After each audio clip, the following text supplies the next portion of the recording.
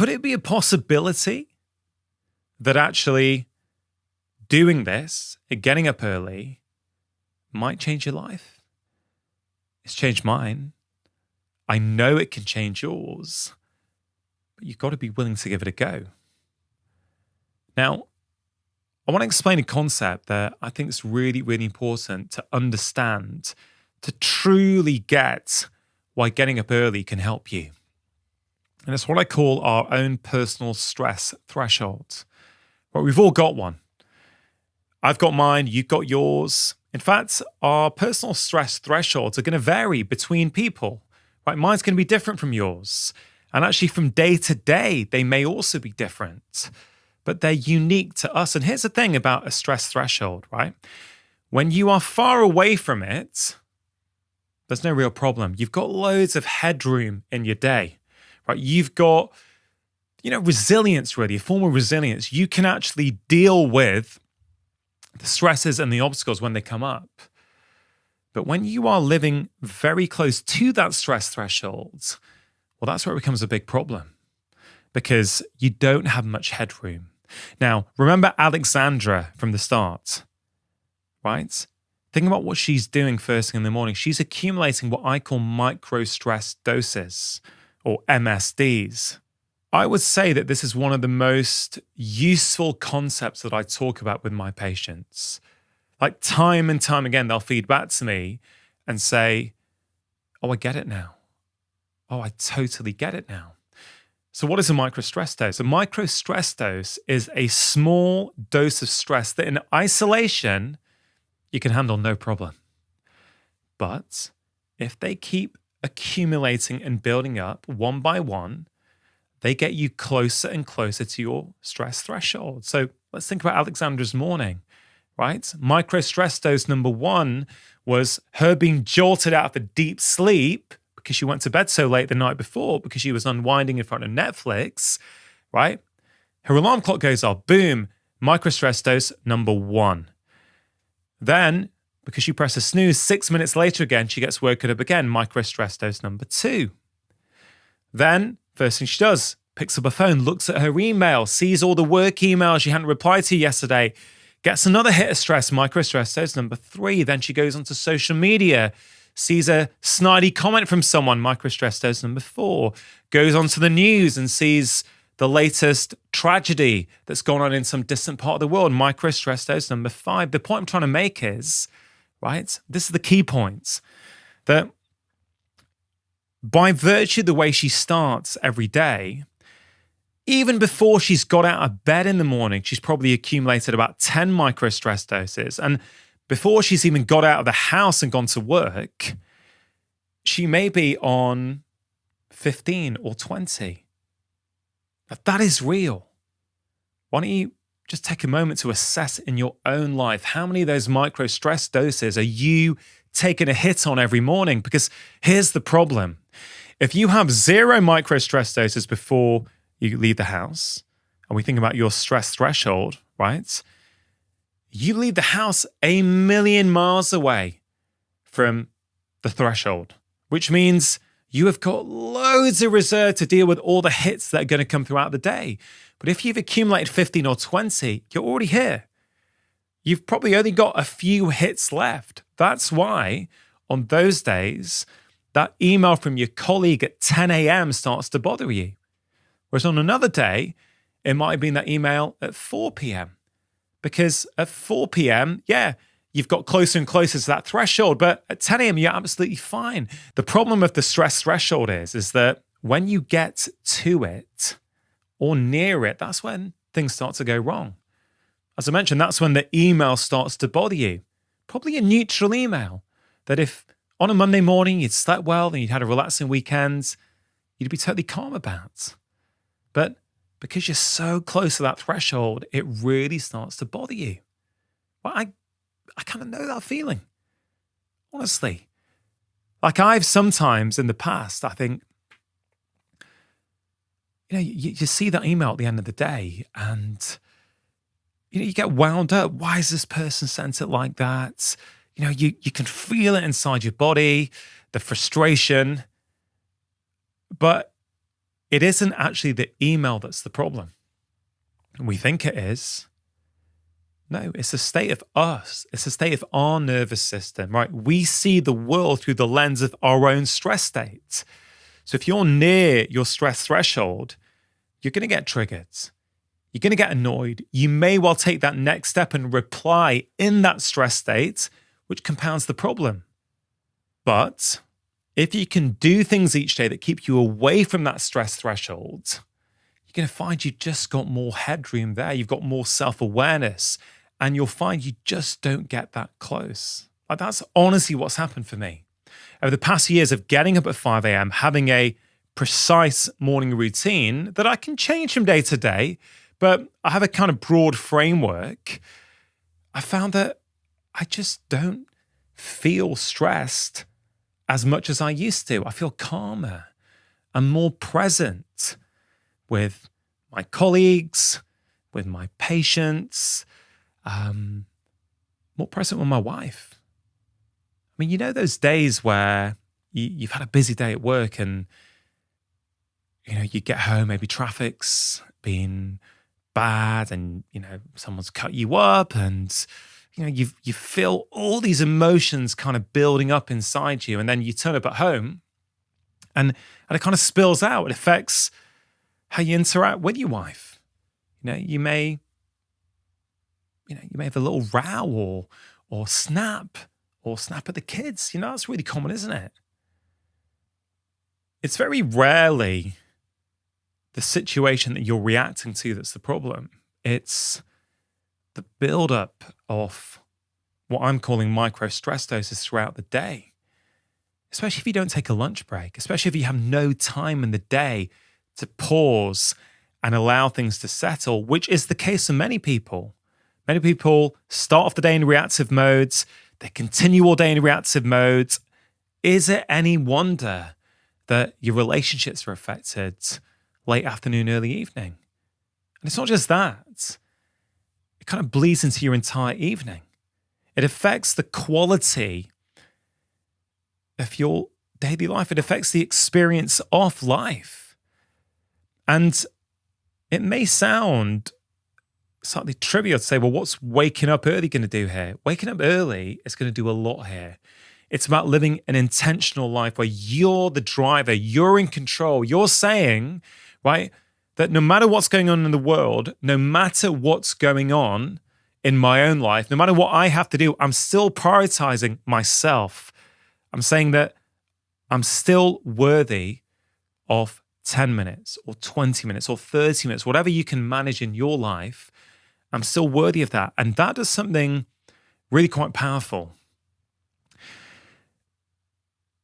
If we think about behavior change, and this is something that James Clear talks about in Atomic Habits, actually, this idea that every time you do something proactive for yourself, it's a vote, right? It's a vote for the kind of person you want to become.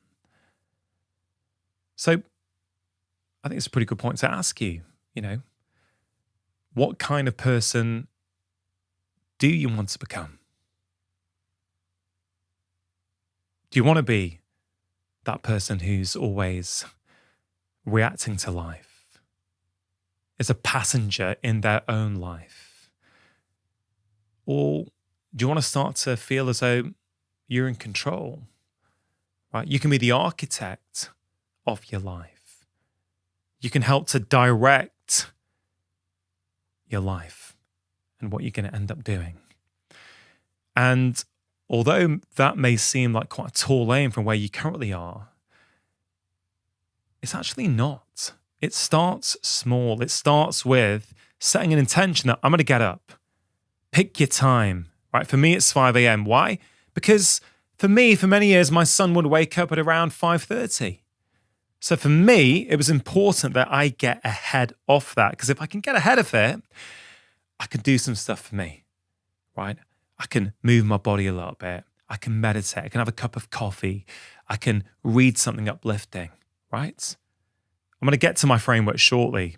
Hopefully it will help you create your own framework. But that's why 5 a.m. worked for me. Doesn't mean it's going to work for you. Maybe it's 6 a.m. Maybe it's 5:30, right? It doesn't really matter. It's what you do with that time, and it's also what that time says. What vote are you giving yourself? What you end up doing is that you start building up the identity of someone who really values himself. Now, I just want to tell you a story about one of my patients from a few years ago, because many people, when I talk about this, if I post about this online, which I do sometimes, some people will push back straight away, go, it doesn't work for me. I've got too many things to do. I'm a mum. No way will that work. So perhaps this patient of mine might speak to that, right? 42-year-old lady, when she came to see me, single mum, 2 kids, had really bad skin. Now, she tried all kinds of things, creams and various things with some effects, but it was still bothering her. It was still affecting the quality of her life. And it was really clear to me from talking to her that stress was a big player here, huge player, right? When she would get stressed in life, her skin would flare up. And this is pretty common for all kinds of conditions, actually. Yes, a lot of skin conditions, but even beyond that, we see all kinds of things. Our perception of pain is worse when we feel a lot of stress. Our gut symptoms, gut symptoms are really common. There was this kind of survey done in the UK a few years ago of UK adults, this is, which showed that about 80% of UK adults suffer from at least one gut problem in any given year.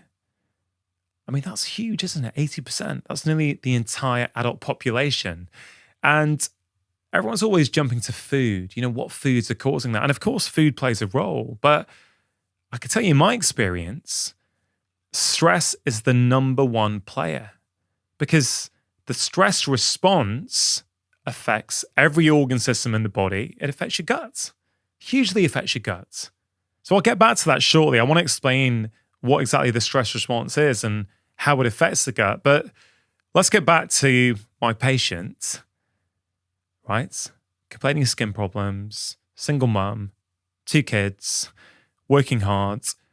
I say, well, listen, what about getting up a bit early, doing something before the day starts to give you a sense of control? She says, Doc, I do not have time. No way is that going to work for me. And I've made all kinds of other suggestions. I always try and work with patients around what they want to do, because it's, I think, the only way, really. Instead of trying to enforce what I think they should be doing, it's like, okay, in the context of your life, what can we do? But I did always have this feeling that there was going to be a way to help her in the mornings. And I think it was a few weeks, maybe a few months, where we finally got to the point I said, listen, come on, hear me out. What about if you had a 5-minute morning routine, right? Can you get up before your kids do, or even whilst they're getting ready? 5 minutes. Can you give me 5 minutes? And I walked her through what I call my 3M framework. The 3 M's of a morning routine: mindfulness, movement, mindset. You don't need to do them all. But she thought, within 5 minutes, I'm going to do those 3 M's. So what did she do? So for the first minute, well, no, let's just back up a minute. She'd get up. She'd get down to her kitchen. I think she'd put the kettle on from recollection. But then her kind of 5-minute morning routine would start. She'd do 1 minute of mindfulness. That happened to be a breath that I taught her called the 3-4-5 breath, where you breathe in for 3, you hold for 4, and you breathe out for 5. Right now, it's a simple breath that I've been using with my patients for years. But an important thing to understand is, anytime your out breath is longer than your in breath, you help to switch off your body's stress response system, and you help to promote the relaxation part of your nervous system. So it's a very relaxing breath. Okay, so 1 minute of 3-4-5 breathing.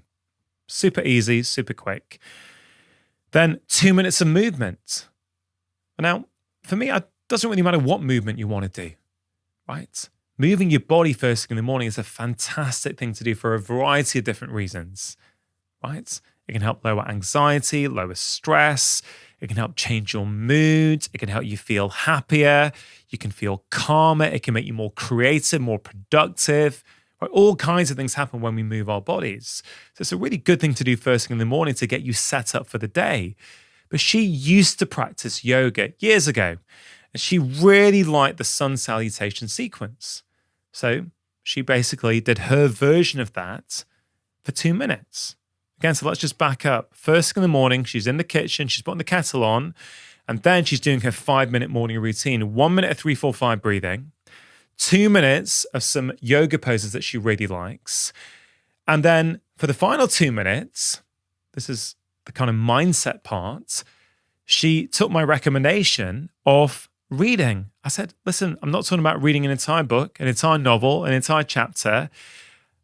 I shared with her how I love to start the day by reading a few pages from a kind of uplifting book, right? And what I like and what you like is probably going to be different. So it's not about choosing the books that I read.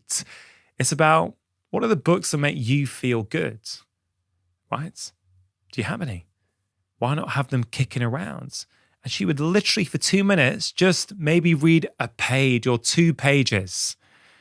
Now it's so small, but she got up early, 5-minute morning routine, and it kicked into effect what I call the ripple effect. Now, before I explain the ripple effect, let me just say something head on. She was skeptical, like really skeptical. She thought, how is this going to help me? Right? I get it. I'm desperate, so I'm going to do what you're recommending. But how's this going to help me? I am busy. I have got 2 kids. I don't have any help. I don't have a partner. I've got to get to work. And my skin's bad. And what was amazing is within a few days, I think I got a call. I don't think she'd come in to see me yet. I think it was a call at my clinic where she basically said, I'm starting to feel better. Like I feel less anxious. I feel calmer, right? And then about a week or 2 later, when she did come in to see me, she said, yeah, and because of that, because of these new feelings, I then stop at lunch and go for a 20-minute walk. And all kinds of other changes on the back of that. What was incredible is that it was almost as if instead of being in reactive mode all day, every day, by having just a little window of calm, like a 5-minute window of calm each morning that she was intentional about,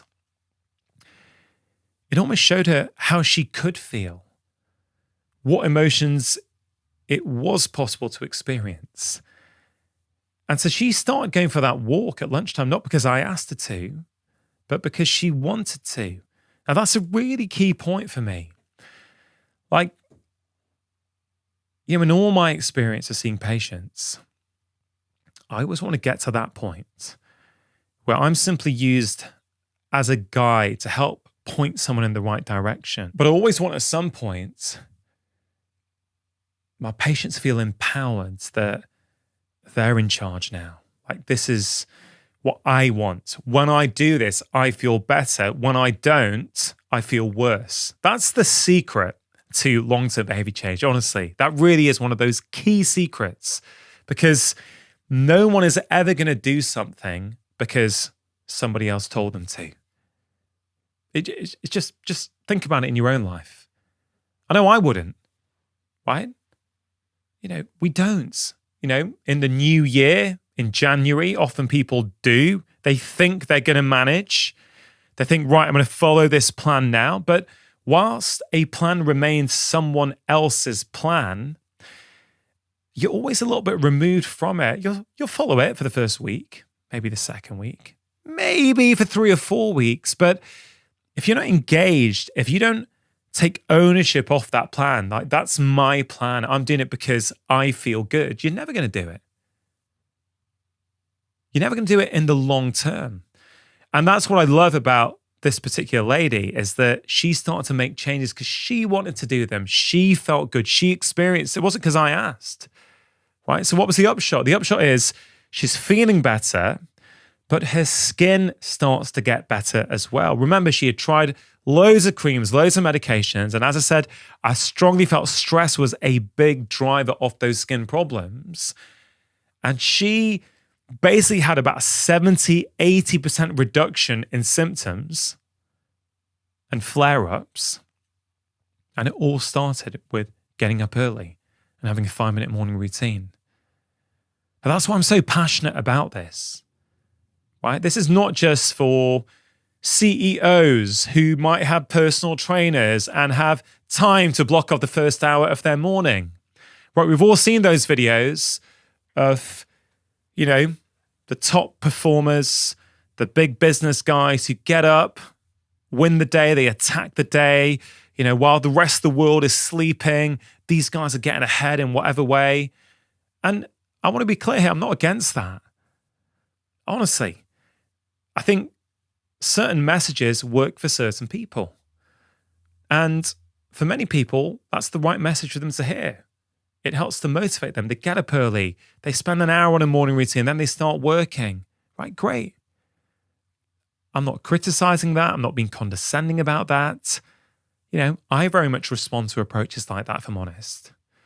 But what I can tell you is that morning routines are not just for top CEOs and business people. They're not. They're for everyone. Right? They're for absolutely everyone. Let's just bring it back to Alexandra, right at the top. Alexandra's life was reactive. Micro-stress dose after micro-stress dose. She's already starting a day with very little headroom. Of course she's a passenger in her own life. Of course every little thing is going to start bothering her. She's going to feel out of control. I would if I started the day like her. That's the truth. But as you can see, by intentionally starting the day differently, you're going to kick into gear a ripple effect, which will have profound benefits in many aspects of your life. And that particular patient, over time, there were all kinds of other benefits, right? She started moving a lot more. She started journaling, right? She got into a really good long-term relationship a few months later, all kinds of things. And can I put them all down to that 5-minute morning routine? No, of course I can't. I can't prove that to you, right? I can't. But I have recommended this with so many patients over the years, and it always makes a difference once you find the right approach. Now, I posted about this last week, about my own morning routine. It was a little clip from a conversation I had on another podcast where the host asked me, what do you do each morning? And I shared what I did.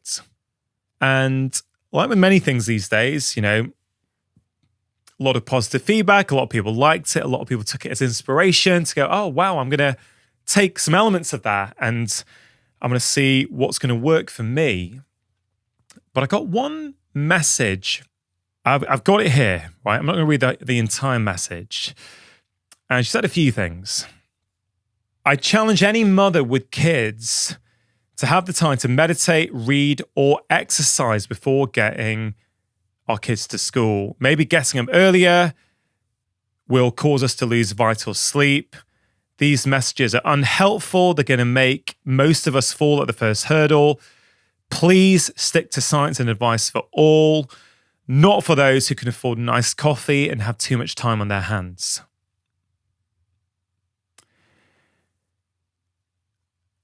Now, I don't know this person personally, but as I reflect on the message, I have no doubt at all that what she is saying reflects the feelings of loads of people, right?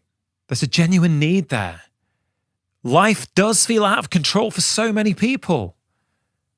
Like, I've felt this. Like, honestly, I felt it. I know what it's like to get up a little bit late, be rushing around. You're trying to get things done, trying to get the kids off. You're on the motorway. You're looking in the mirror. You're looking at your watch thinking, I'm going to be late. I'm going to be late. I'm going to be late. And then even if you do make it on time, what state are you in when you get to work? Right? You're not in that calm, present state where you're going to make good decisions, where you're going to be that present with people, that kind of kind and compassionate. You're just not going to be your best self when you're feeling like that. So I get it, right? I understand it. But one of the reasons I wanted to speak to you is to say that this really does work. You know, I challenge any mother to do that and get their kids to school. Well, I'm not a mother, right? So I can't speak to that, but I have been a doctor for over 2 decades and I've seen thousands of mothers. And I've just shared an example of a mum who was able to do that, who didn't think they were able to do that. Very much like the person who sent me that message. They thought, that's not applicable to me. So if you're pushing back, I want you to just ask yourself, have you got 5 minutes? Do you have 5 minutes in the morning? Right, have you got 10? But maybe 10's too much. Start with 5. What might you be able to do in those 5 minutes that gives you a head start on the day? Like, I get it, right? I understand that message. I understand that that person is probably struggling and they genuinely feel this is not relevant. But as I've already said, there is always a way to make this work. Always. And if for whatever reason you can't make it work, then sure, maybe another time of the day is going to work.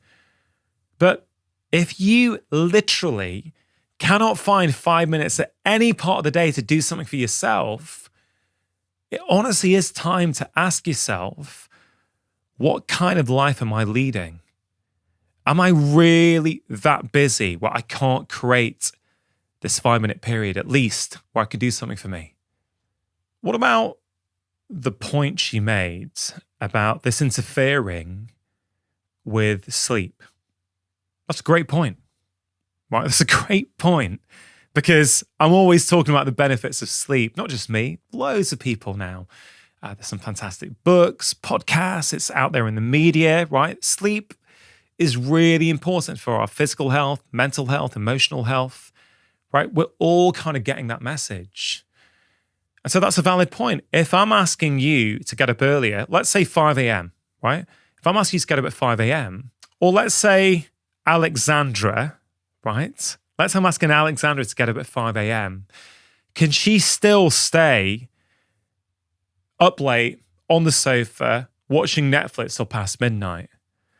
Well, no. Or if she does, there's going to be a consequence to that. Now, here's the key thing about change. You're not going to suddenly click your fingers and overnight everything's going to change. You're going to wake up at 5 a.m., feel fresh, feel ready to go, have the most blissful morning routine, have a calm, non-stressed day, and go to bed early. That's not going to happen, right? This is going to be small incremental changes.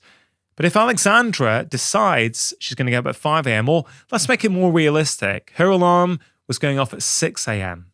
So let's say she was going to get up at 5:45 a.m., just a little bit earlier than she currently does now. I would say, well, let's work back from that. How many hours of sleep do we ideally want to be getting? Probably, let's at least aim for 8 hours in bed, right? In bed. Doesn't mean you're going to be sleeping the whole time, what we call a sleep opportunity. A lot of the time when we're thinking about sleep, 7 hours sleep or 8 hours sleep, we think about, then I need to be in bed, let's say for 9 p.m., waking up at 5 a.m. But being in bed or being in the bedroom doesn't mean you're going to be sleeping that entire time. But let's go for an 8-hour sleep opportunity. And let's say you might be sleeping for 7 hours of that. If she's going to get up at 5:45 a.m., right, what does that mean? That's kind of 9:45 p.m. she really wants to be in bed for. Currently, it's midnight. So that's quite a big adjustment. She may not be able to do that immediately. She may have to make some compromises in that transitional period. That's okay. Rome wasn't built on a day. You're not going to completely transform your life overnight.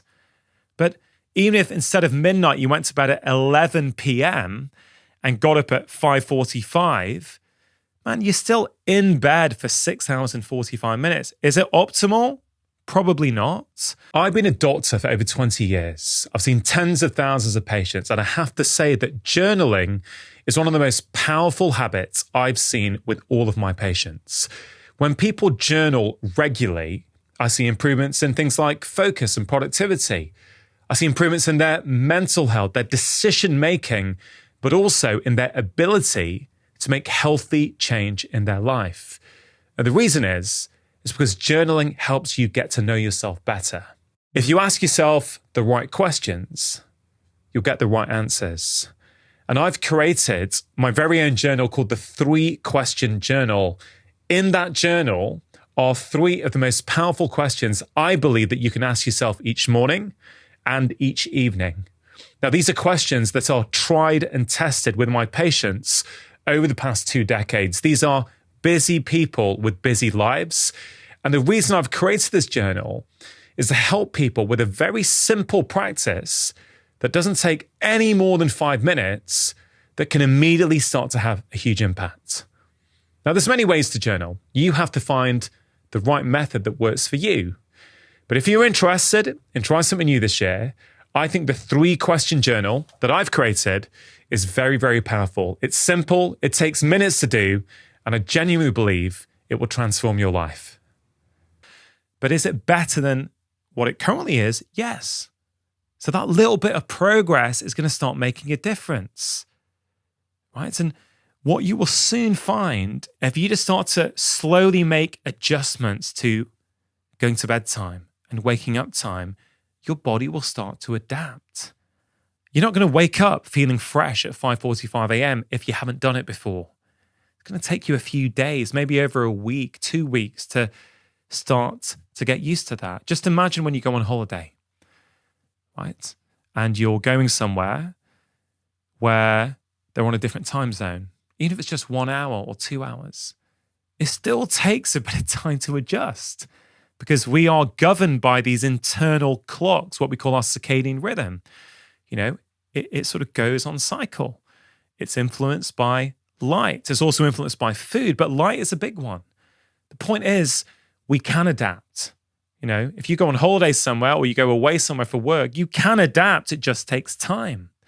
Now, what about night owls and morning larks here? That's a big one, isn't it? People say, yeah, but I'm a night owl. I can't do mornings. And I just want to make something really, really clear. These chronotypes do exist. So we know that some of us are kind of genetically predisposed to being night owls and staying up a little bit later. And some of us are genetically predisposed to being morning larks, you know, getting up earlier.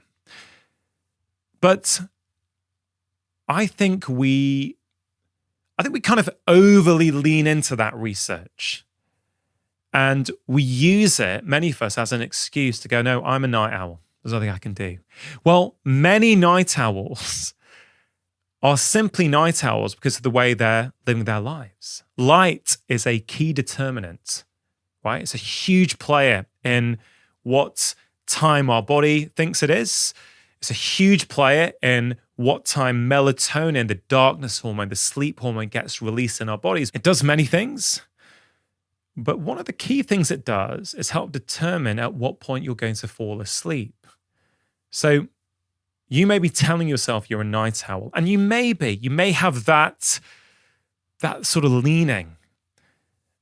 But even if you do have that genetic kind of underpinning, it doesn't mean you need to go to bed as late as you currently do. If you're looking at light, screens, right, late into the evening, it's going to keep you alert. It's going to push back melatonin release. You're going to feel sleepier later. So you're going to tell yourself, oh, I'm a night owl.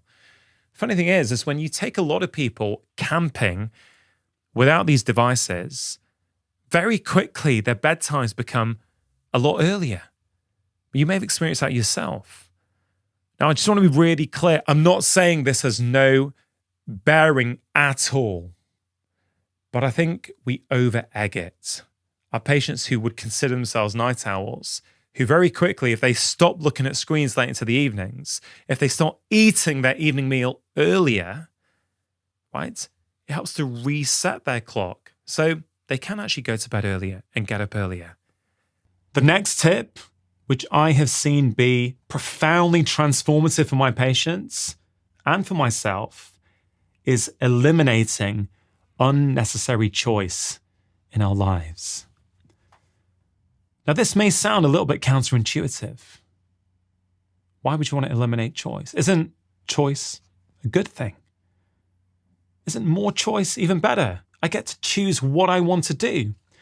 And first of all, I want to just recognize here that some people are living lives where they have no control, they have no autonomy, they don't have enough choice. I do understand that.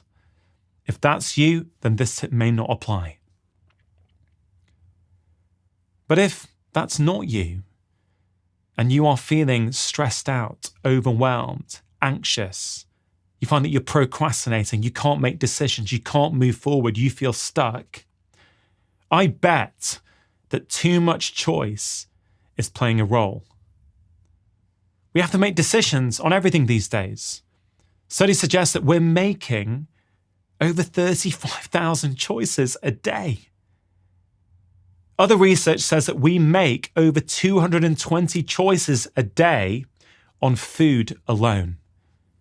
It's overwhelming. And one thing we really have to understand is that every time you're making a choice, it's taking up some of your cognitive capacity. You may have heard me talk in previous podcasts or in previous videos about something called micro-stress doses. Right? These are little hits of stress that in isolation we can deal with just fine. But when those doses go on top of one another, they build up, they mount up, they get us closer to our own personal stress threshold. And when we get to our threshold, that's when things go wrong. That's when we fall out with a work colleague. We have a row with our partner. Our back goes into spasm. Our neck starts to ache. And we often think it was the last thing that we did that was the problem. But it usually wasn't. It was the build-up of these micro-stress doses throughout the day. Every time you make a choice that doesn't matter, that's a micro-stress dose. You're getting yourself closer and closer to that personal stress threshold where things start to go wrong. And a simple way of keeping you away from that stress threshold is to make less choices, especially on the things that don't matter. You know, President Barack Obama, Mark Zuckerberg, these guys are famous people who are well known for wearing the same thing every single day so they can save their cognitive capacity for decisions that matter. Eliminating choice from your life will have so many benefits. You make better decisions when you don't have to choose on everything. There was some more research showing that for food companies, if they offer 28 flavors of a food product compared to 5 or under, sales go down. When they offer just 3, 4, or 5 flavors, sales go through the roof. Because if you've got choice, if you've got infinite choice, you're always wondering, did I make the right one? Would that other choice have been better? And often you then procrastinate and end up doing nothing. I mean, I can't tell you the amount of times in the past when my wife and I, on a Saturday evening, once our children were in bed, would sit down on the sofa, put on Netflix with a view to watching something. The amount of times. An hour later, we still can't decide because of all the choice. Our moods are a little bit off and we decide to forget it. Too much choice, especially today, it is real. I'm not saying never choose. I'm saying choose when it matters. Look, I'm a doctor. So people's health is something that's very, very important to me. Now let's take something like, exercise. We know that moving our bodies more is better for us. It's better for our physical health And many people now realize it's very good for our mental well-being as well. But what often happens, and I've seen this with so many patients over the years, what often happens is this. Let's say people are online. Let's say they're on Instagram and they follow someone who says that yoga is amazing. They follow someone else who says Pilates is amazing. They follow someone else who says, I run and do 5Ks each week. Someone else does strength training. And it's overwhelming. They're like, yeah, God, that yoga sounds good. Pilates sounds good. Running sounds good. Walking sounds good. Strength training sounds good. Which is the best one? And they try and weigh up the decisions. In the meantime, they're not doing anything. They're not moving their bodies. The truth is, they all have benefits if you do them. Most of us are better just picking one and doing it consistently, regularly.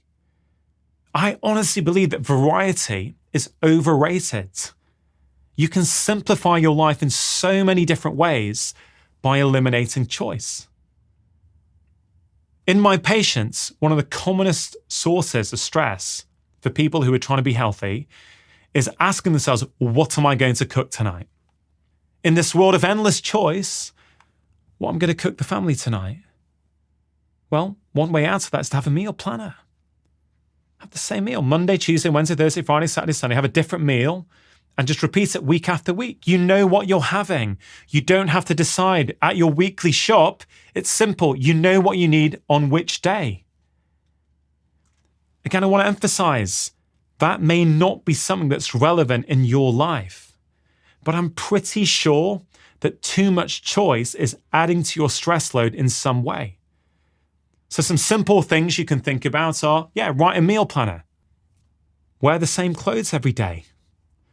If you listen to podcasts, as I do, if you go on a podcast app now, right, and try and decide what to listen to, you've got limitless choice. There's something like 2 or 3 million podcasts there. How on earth are you meant to choose?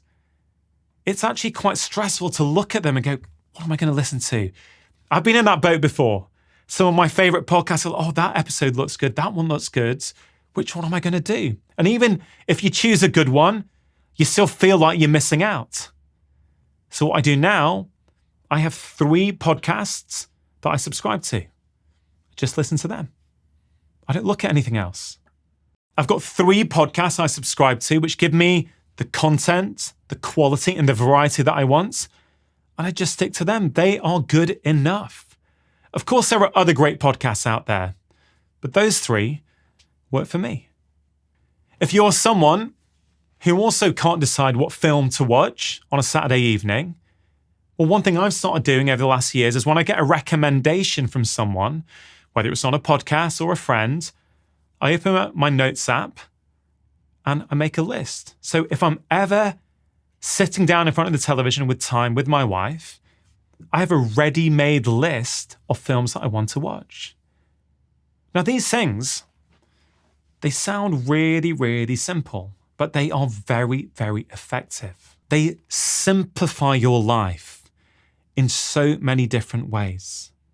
I promise, if you start eliminating choice, unnecessary choice from your life, it's going to improve things. But if you're someone who likes to go out and eat in restaurants, do you have a favorite restaurant that you go to? I do. There's a cafe in my local town that I like going to. You know what? There's one meal there I really, really like. I just have it every time I go. Now, you may be someone who really values variety in your food. Okay, fine. That may not be the right choice for you, but for me, it is. For me, I don't even look. I go there, I say hi to the staff. I say, just the usual, please. If you're someone who drinks wine, let's say, and you go to a restaurant, do you spend ages trying to decide which one of these wines shall I have? Well, if you're a wine connoisseur and that matters to you, that may be a choice that matters. If you're not, and you just like the odd glass of red wine, maybe you make a rule. I always choose the second cheapest bottle on the menu. Whatever it might be, you've got to find what works for you. And we're now living in an era where there is infinite choice wherever we go, and it's causing us huge problems. The next tip that I want to share with you is truly life-changing. Arguably, this is the tip that's had the most impact on me over the past few years. The most impact on my health and also my happiness. And the tip is this: seek out friction. What does that mean? Friction is something we usually want to avoid. We want a calm, nice, relaxed life without any friction. But friction can be your most powerful teacher. And I'm talking about social friction.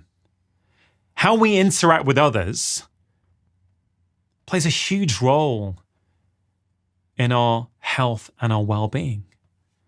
And a lot of the time we allow our interactions with others, which don't go the way in which we want, we allow it to affect us, overly affect us. If someone says something to us that we don't like, it then ruins our day. We take it personally, we generate emotional stress, and then we engage in behaviors like sugar or alcohol or doom scrolling that really we're doing to neutralize the emotional stress that we created. But there is another way. You can use every moment of social friction to learn something about yourself. You can use every bit of social friction you come across as a teacher. And when you do, you will feel empowered. You will feel in control of life rather than life being in control of you. Now, one of the tips I have for you to do this is to think about making everyone a hero. What does that mean? It means when something happens, let's say you're driving to work and someone driving another car cuts you up in traffic. Now, you could react negatively. You could get annoyed and start going, wow, that person shouldn't have a license. I can't believe they did that. Whatever it might be, whatever narrative you want to create. But how is that narrative helping you? It's not. It's generating emotional stress. You, by the way in which you are reacting, are generating emotional stress. And once you realize that that is a choice, you're empowered to change it. And that's where make everyone a hero comes in. What story do you need to create in your mind to make that person a hero? What could be going on in their life? Maybe they're a dad whose child was up last night with a cough or with earache, and they're exhausted and they're just trying to get to work. And they're worried that they're running late, and if they get to work late, they're going to lose their job. And so they then can't feed their family. Maybe they were just being unmindful. They didn't sleep well. They're worried. Maybe their parents are sick. If you were that person, you'd probably be doing the same thing. But you have a choice. And when you exercise the power of that choice regularly, you get better at it. 5-6 years ago, I would have struggled with this. I would have felt that the way I feel is because that person behaved in that way. But I've learned since then that my response is down to me. I can change my response. And by practicing every day, let's say in the evening, you reflect on your day and you think about a bit of social friction. What happened today where I got a bit annoyed? What might have been going on in their life? How might I be able to make that person a hero? It sounds simple, but it's very, very effective. If you think it's going to be hard, try it.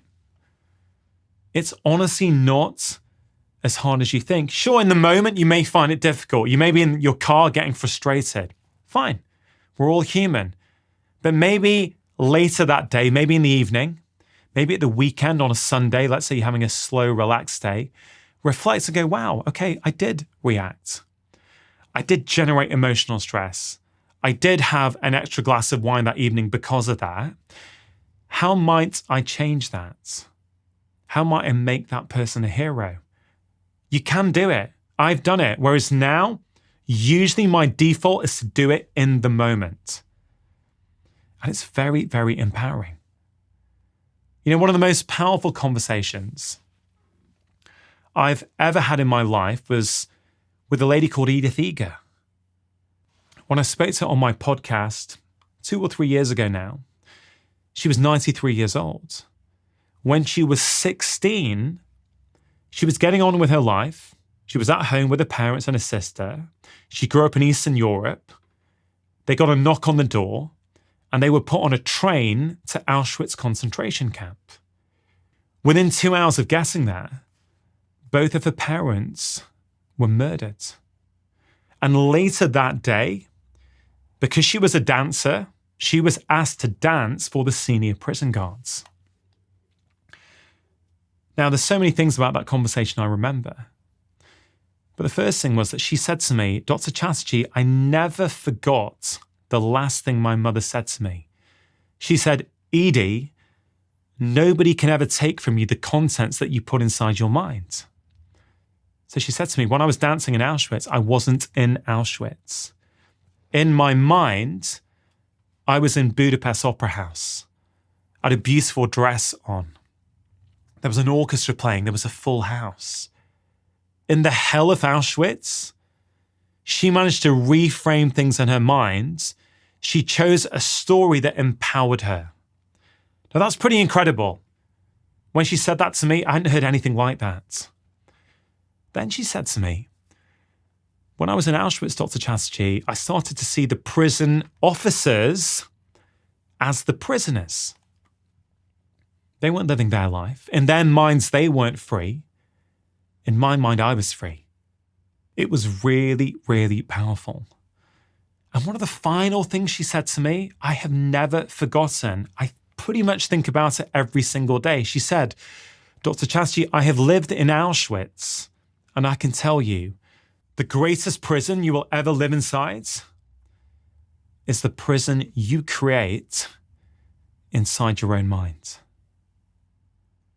That's what we all do. We go around the world. We get on with our lives and someone maybe at the coffee shop steps in front of us in the queue. They probably had never even seen us. It was an accident. But we create a mental narrative that they were being inconsiderate and they should have known. We generate emotional stress within ourselves. We do it everywhere. What about an email from your boss that you don't like?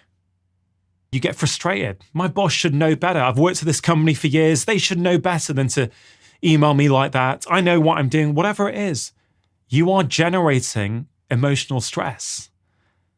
And you can actually reframe that situation with practice. Now, I want to make something really clear. I'm not saying that you should put up with poor behavior. I'm not saying that. I'm saying if you can develop the skill of staying emotionally neutral and really understanding that your response comes from within you, you will start to change your life. Let's say you don't react to that email. Let's say that email comes, you take a beat and you go, wow, isn't that interesting? My boss doesn't normally send me an email like that. I wonder what's going on in their life. I wonder if any of their relationships are under strain. I wonder if my boss's boss is putting pressure on them.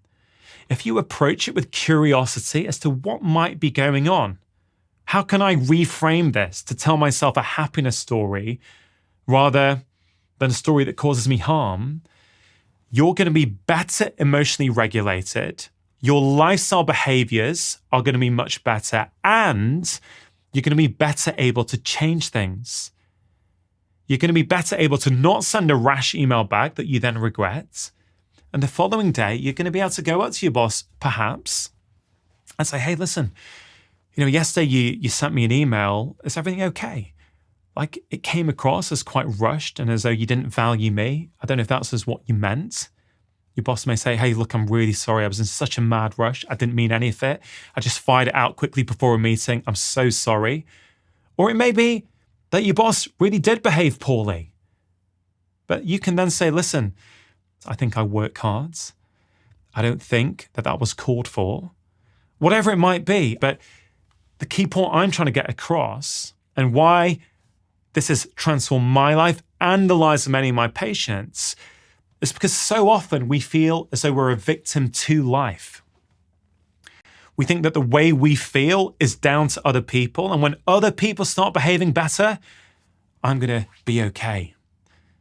But the problem is, if you're waiting for the world around you to behave in a certain way in order for you to feel good, you could be waiting a very long time. Now, I know this may sound scary, it may sound challenging.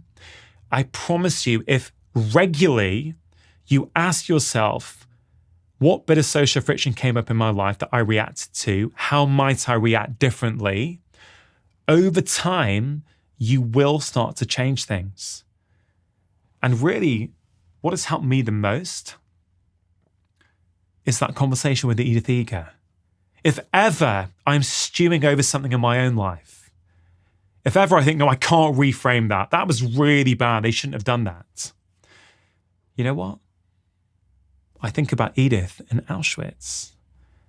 And I think, Rangan, if she could reframe things in Auschwitz, you can probably reframe this in your own life. So I've used that as inspiration. Now, just a quick note.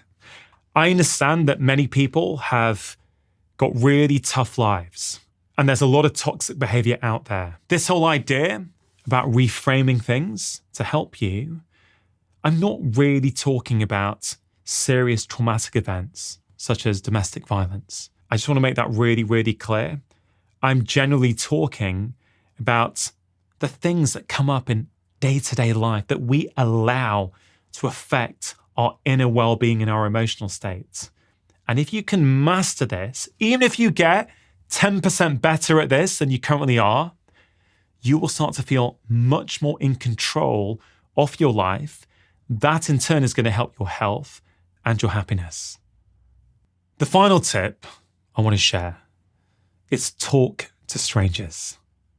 We know that the quality of our relationships is important with our friends, with our family, with our loved ones. Those close, intimate relationships, yes, are a very, very important predictor for our health and our well-being.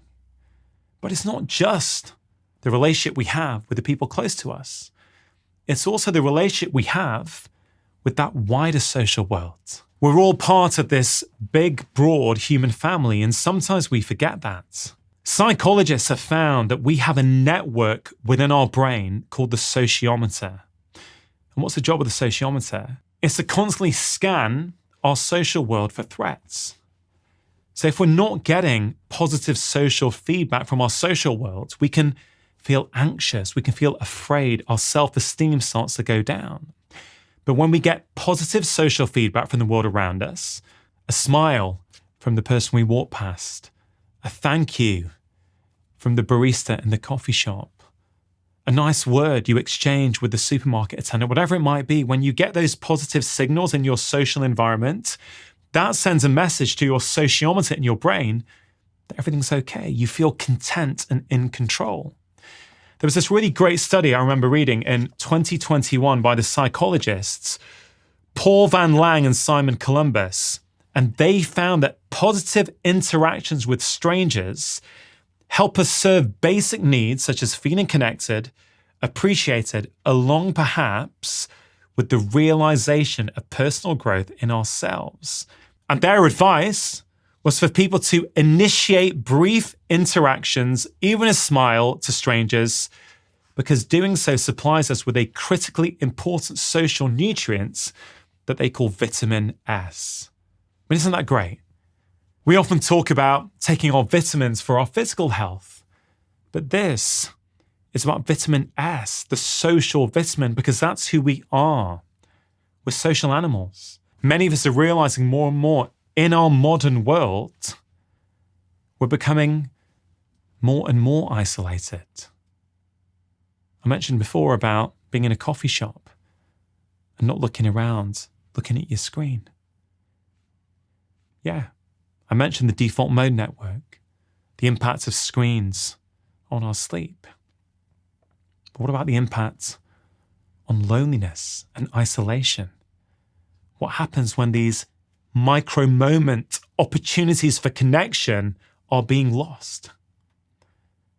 the more you can interact with strangers. And I'm not talking about a deep and meaningful chat. I'm simply talking about looking at people, looking them in the eye, smiling at them. Sure, if you're an extrovert like me, it's going to feel easier.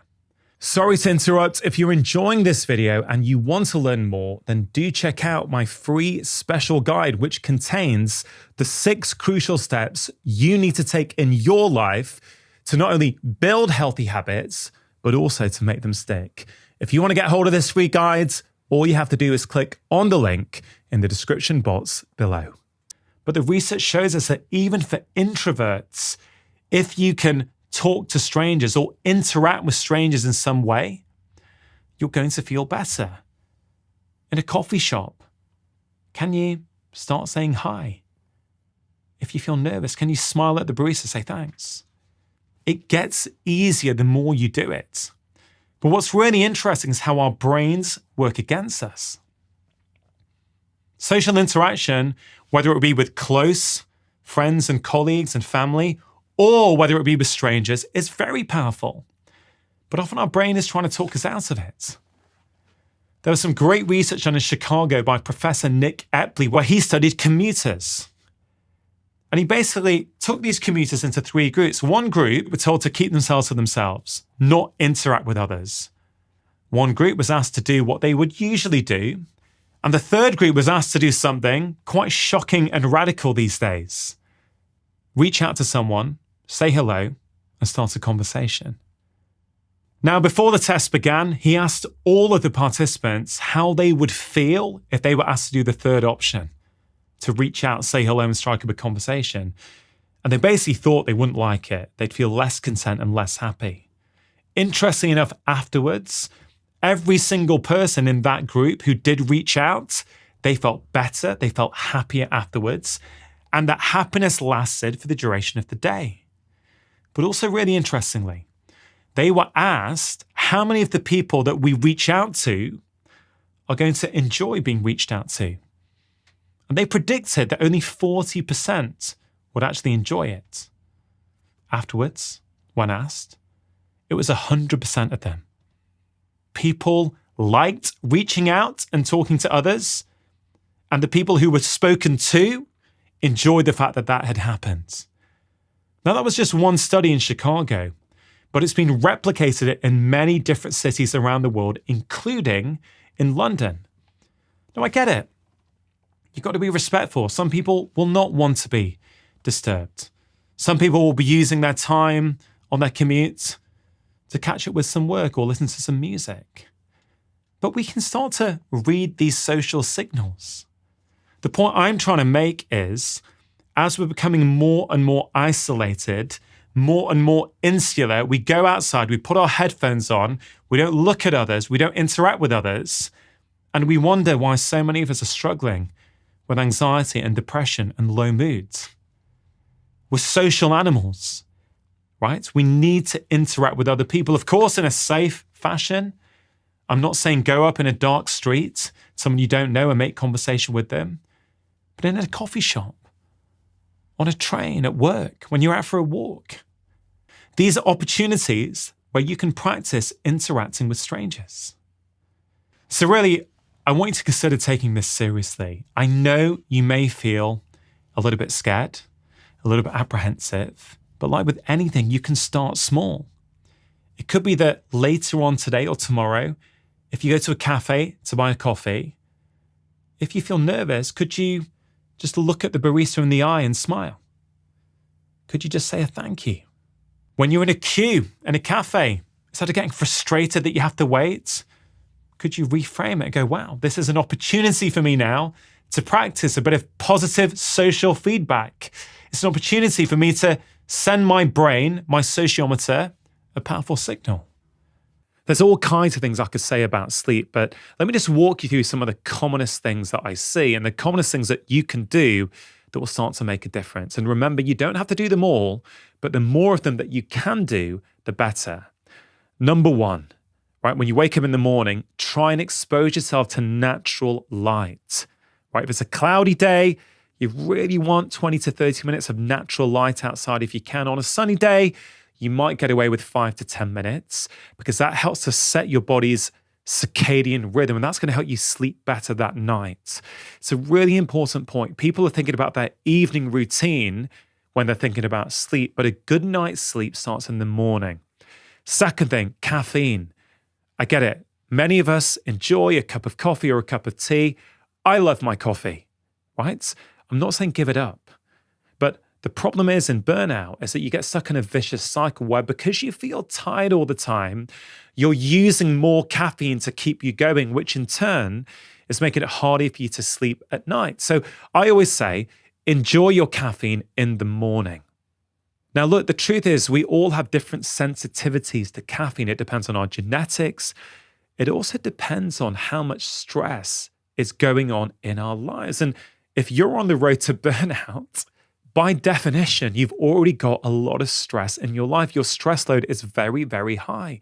And I have found time and time again that with people like this, with patients like this, you got to be really careful with your caffeine intake. So I would say enjoy your caffeine, but keep it to the morning. The third thing I want to say about sleep is if you're going to fall into a deep, relaxing, restorative slumber, you have to start winding down about 1 hour before bed. One of the big problems these days is that our devices are our work devices and our pleasure devices. You may have a laptop or a tablet and you may do all your work on it, but you also do all your chilling out on it in the evening. And what a lot of us don't realize is that our brain is an associative organ. Right? It associates certain things and certain places with certain activities. So if, for example, you are used to doing emails on your bed, on your laptop, your brain starts to associate your bedroom with work and emails. And that's one of the big reasons why people really struggle to switch off and fall asleep, because their brain has been conditioned for a certain activity in a certain environment. So that's one thing to pay attention to. Can you change your environment? I appreciate not everyone has space, but if you are working from home, are you able to work outside your bedroom? This is something that not enough people do, not enough people think about, but it makes a really big difference.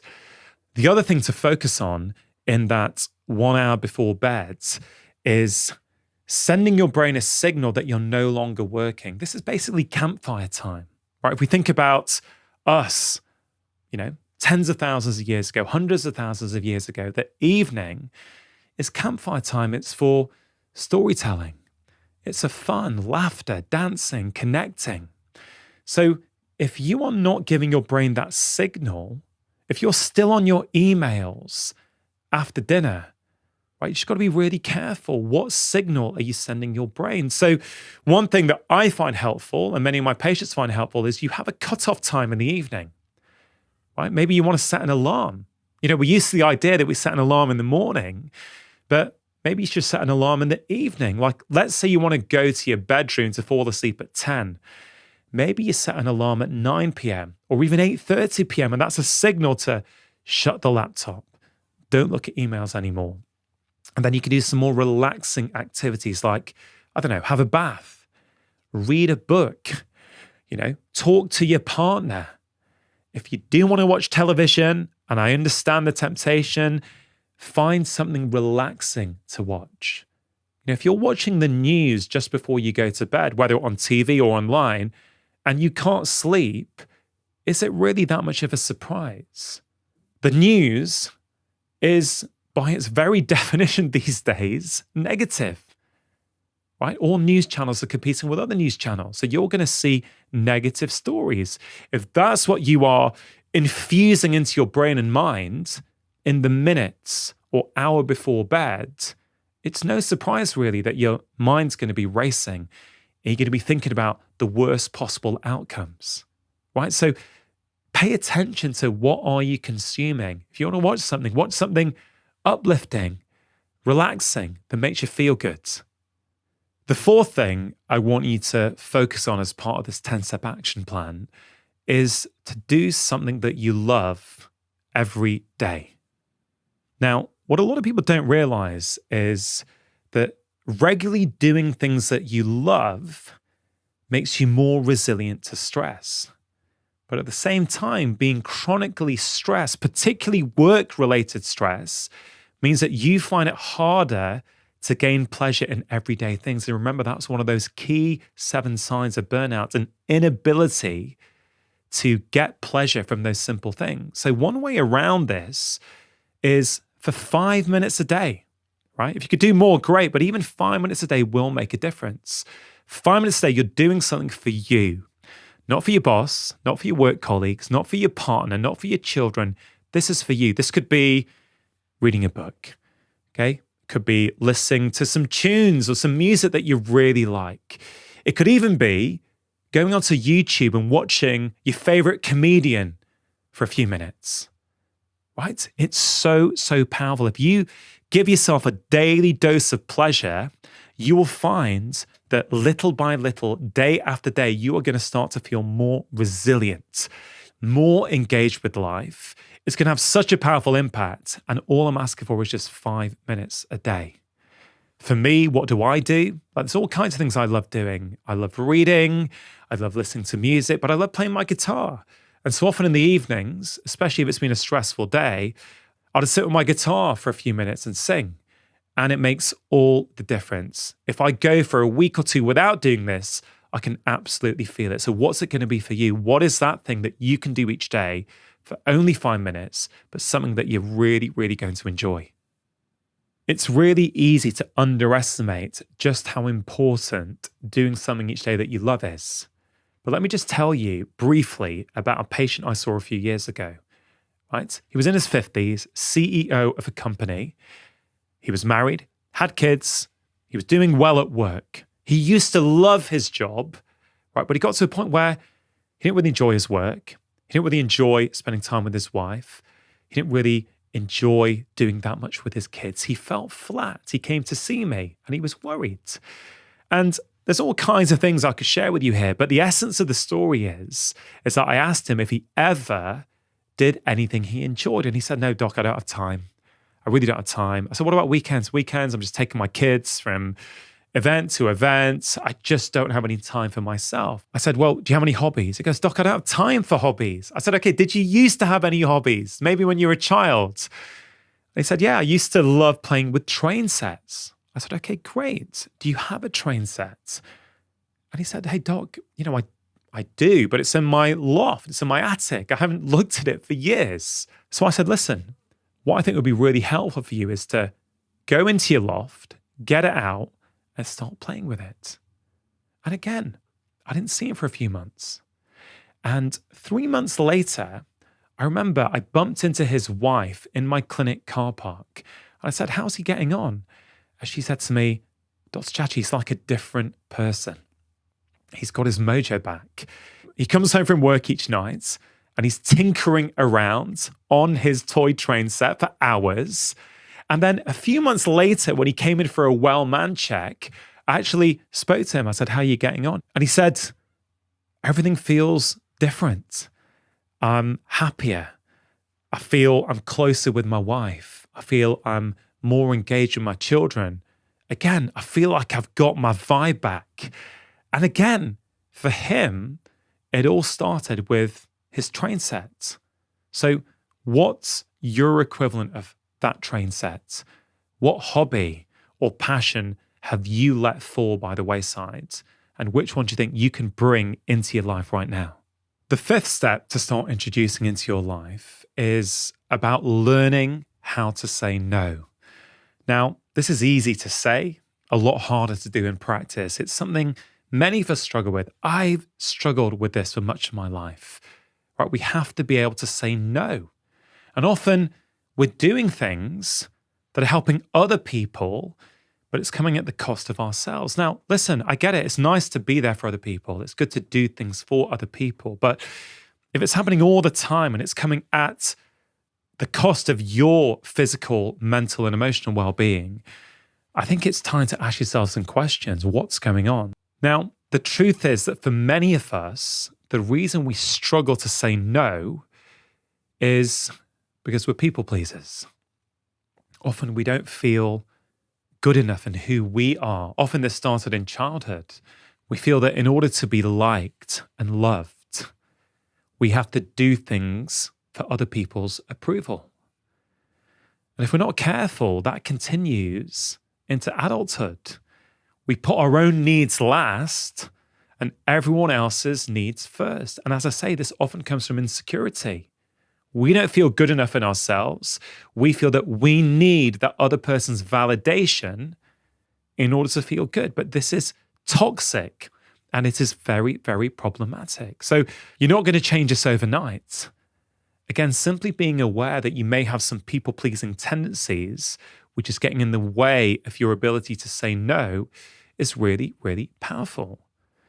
Another thing you may find helpful when thinking about saying no is weighing up the consequences of your decision on both sides. Now, a lot of the time we just look at things from one side. Okay, I've been asked to give a meeting or let's say give a presentation at a weekend. And we might think this is a great opportunity for us. Okay, this is wonderful. But when you say yes to something, you're also saying no to something else.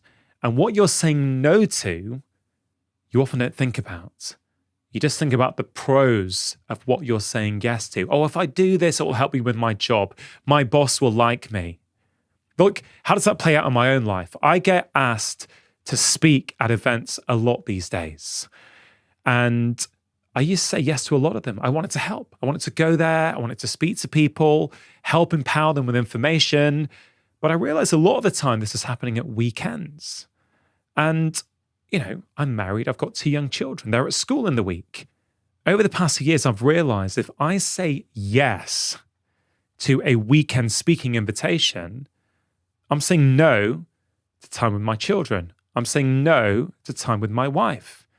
And again, look, we're all different. We've all got different pressures and different requirements with our work.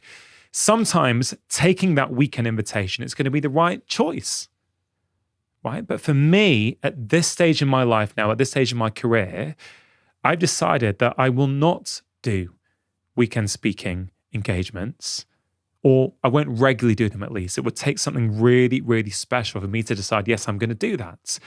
And so for me, I now have a rule. I don't speak at weekends. And that has simplified my life. If a weekend invitation comes in, it's almost certainly no. See, another thing you can think about here is make your default decision, at least in your brain, no.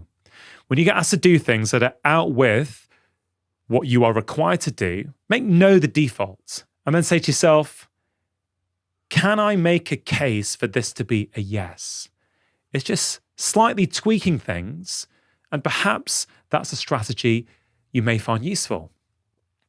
The other thing to say about setting boundaries and saying no is that if you've never been able to do it before, it's going to feel hard at first, right? You're not going to feel comfortable doing it. But what I really ask you to do is think clearly about why you're saying no, and then try and be honest. Don't try and over-explain. Just be really clear, to the point, explain your reasons, and you may be surprised at how well received they are. Maybe 2 years ago now, I got an invitation in July by a friend of mine to speak in August. And at that time, I had decided that I'd been working too much. I'd been neglecting some of the important things in my life. And I decided in August, I'm not going to work. In August, I'm taking time off. I'm going to spend time with my family. Again, I appreciate not everyone has the luxury of being able to do that. At that time, I did. And the speaking invitation came in. Now, the only reason I even considered it, because this lady who invited me was a friend of mine. But I thought about it. And then I very clearly said to her, hey, listen, thank you so much for the invitation. It sounds wonderful, but I'm not taking on any work in August. I'm spending it with my family. I'm really sorry. If you'd like me to promote your event for you, I'm happy to do that, but I can't take part. And you know what? At that time, I was a bit nervous about telling her. I was wondering, what's she going to think of me? And she didn't think anything bad of me. In fact, she really respected that I was honest and told her the truth. And it also felt good for me. I feel I didn't lie. I didn't tell a white lie. I didn't make up some excuse. No, I just told her the truth. And actually, I find more and more being able to say no in a truthful, authentic way is a really, really good skill to acquire. And it's something you can work on and get better at with practice. The sixth thing for you to focus on is to schedule rest. Now, this relates a little bit to the last one, right? If you get better at saying no, putting up boundaries, you're going to have more time for yourself. But what are you going to do with that time, right? You need rest to fully recuperate. Remember what I said about that elastic band and burnout, right? You get these little doses of stress. They're going to come. They're not going to stop, right? The stress helps us. It helps us perform better. But then if we intentionally have enough time to rest and recover, we grow back stronger, right? We become more resilient. With burnout, what happens is because we don't have that time to rest and recuperate, the elastic band starts to change shape. We start to change shape internally, which is what causes all those symptoms and signs that I've already been through. So if you can put in the right amount of rest, you're going to find that you can deal with stress because you're recovering from stress. Now, one of the best things to think about doing is put it in the diary. In step number 2, when I spoke about intentionally engaging with another human being, I shared that story about my friend in America who has Man Thursdays. It's in the diary. So it's going to happen more often than not. What can you put in your diary? Maybe it's a yoga class midweek on a Wednesday night after work. Maybe it's a relaxing Epsom salt bath every Tuesday and Friday evening. Put it in your diary. See, that's the interesting thing, isn't it? We put our work commitments in our diary because we're prioritizing them and we know we have to do them. But you also have to do rest. And let's just think about it for a minute. What does it really say about our priorities in life when all our work commitments are in our diary? All the commitments we have for other people are in our diary. But most of us don't think to put a walk in our diary or a bath in our diary or maybe our yoga class in our diary. It's a very simple move that can be really, really effective. Now, I just want to quickly mention something about walking because I go to a lot of companies these days. I speak to a lot of people about burnout and stress. And one of the most useful and effective things I recommend is a 15-minute walk at lunchtime with no technology. Why is that so powerful? Well, if you have a walking break at lunchtime, you're going to come back, be more creative and better able to solve problems. That's the thing a lot of people don't realize. Burnout affects us at work, right? Our work performance goes down.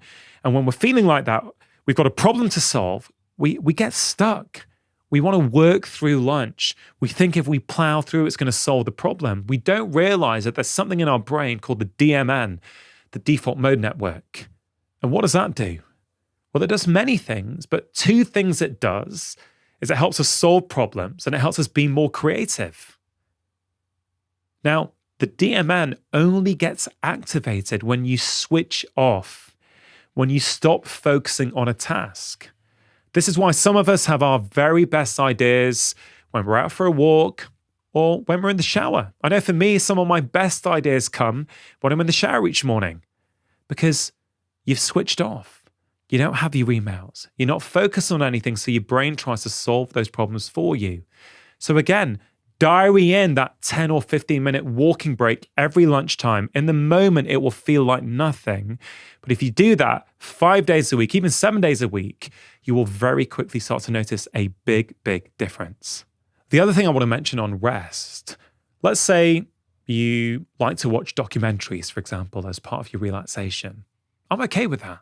I'm not saying don't do that, but start to pay attention to how you feel after particular genres, right? If you watch quite an agitating one with a lot of anger and judgment and cynicism in it, How do you feel afterwards? Do you feel as though you've rested? Or do you feel kind of agitated in your body? And then contrast that to when you're watching something relaxing, maybe something with nature in it, maybe a feel-good story. How do you feel in your body then? Because then you'll start to educate yourself on what the right kind of rest is for you. Now, I just want to mention something here that's relevant to some of the things I've just been talking about. I recently spoke to a chap called Stephen Kotler. He's a human performance expert, and he co-founded the Flow Research Collective in Canada. And him and his team have done some research, and they have shown that it is almost impossible to burn out if you do three things. Number one, if you get 7 to 8 hours sleep a night. Number two, if you access flow 1 to 2 times a week. So what's flow? Well, flow is an altered state of consciousness. It's a state you get in when you're fully concentrating. You'll feel as though your perception of time is changing. Some people will say time just stood still. And it's usually those activities that you enjoy and that you're fully immersed in. Right? Usually it's when the focus that's required to do it is a little bit more than your ability level. So you have to stay focused, but it's not so hard that you think this is unachievable and you switch off. And if you're struggling to know what your flow activities are, think about the sorts of things you used to enjoy as a child or as a teenager. Common examples are playing musical instruments, skiing, rock climbing, could be reading, all kinds of things. But again, Stephen says if you can access flow 1 to 2 a week, it really helps prevent burnout. The third thing he says that really helps you avoid burnout is regular active recovery. But what does that mean? Well, passive recovery, as Stephen puts it, is a glass of wine and a TV show. That's very different for your body than active recovery, which is more like yoga or a walk in nature or an Epsom salt bath. So just remember that. Those are 3 things that if you do regularly, make it very unlikely that you're going to burn out. And I think that helps to bring some of the ideas I've already mentioned together in one place. The 7th thing I want you to think about is movement. One of the problems when people are on the road to burnout, or even when they've got all-out burnout, is that they don't move. I've already mentioned that one of the signs of burnout is when we start to neglect our self-care. And because people feel lacking in motivation, low in energy, they're procrastinating, they can't make decisions, they end up not moving their bodies. They often think, I don't have energy to move. And the interesting thing about movement is that it will change your state. Guaranteed. Right? Sometimes if we're feeling stressed and agitated and anxious, getting out there and moving our body, let's say with a walk or even 2 minutes of skipping or jumping jacks, will calm everything down. You'll burn off that stress.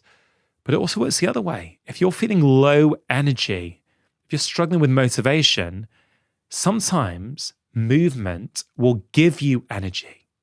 Just think about the last time you couldn't be bothered going to the gym. Or perhaps you procrastinated for an hour. Shall I go for a walk? Shall I not go for a walk? Oh, it's raining. Not sure I've got time. But then you actually went. How did you feel afterwards? Did you regret it? Or did you afterwards feel, wow, man, I'm so glad I went? I don't think anybody has ever regretted going for a walk. We always feel better afterwards. So this is all about making sure you're moving your body every day. Even a 10 or 15-minute walk will make a big difference. Step number 8, pay attention to your food intake.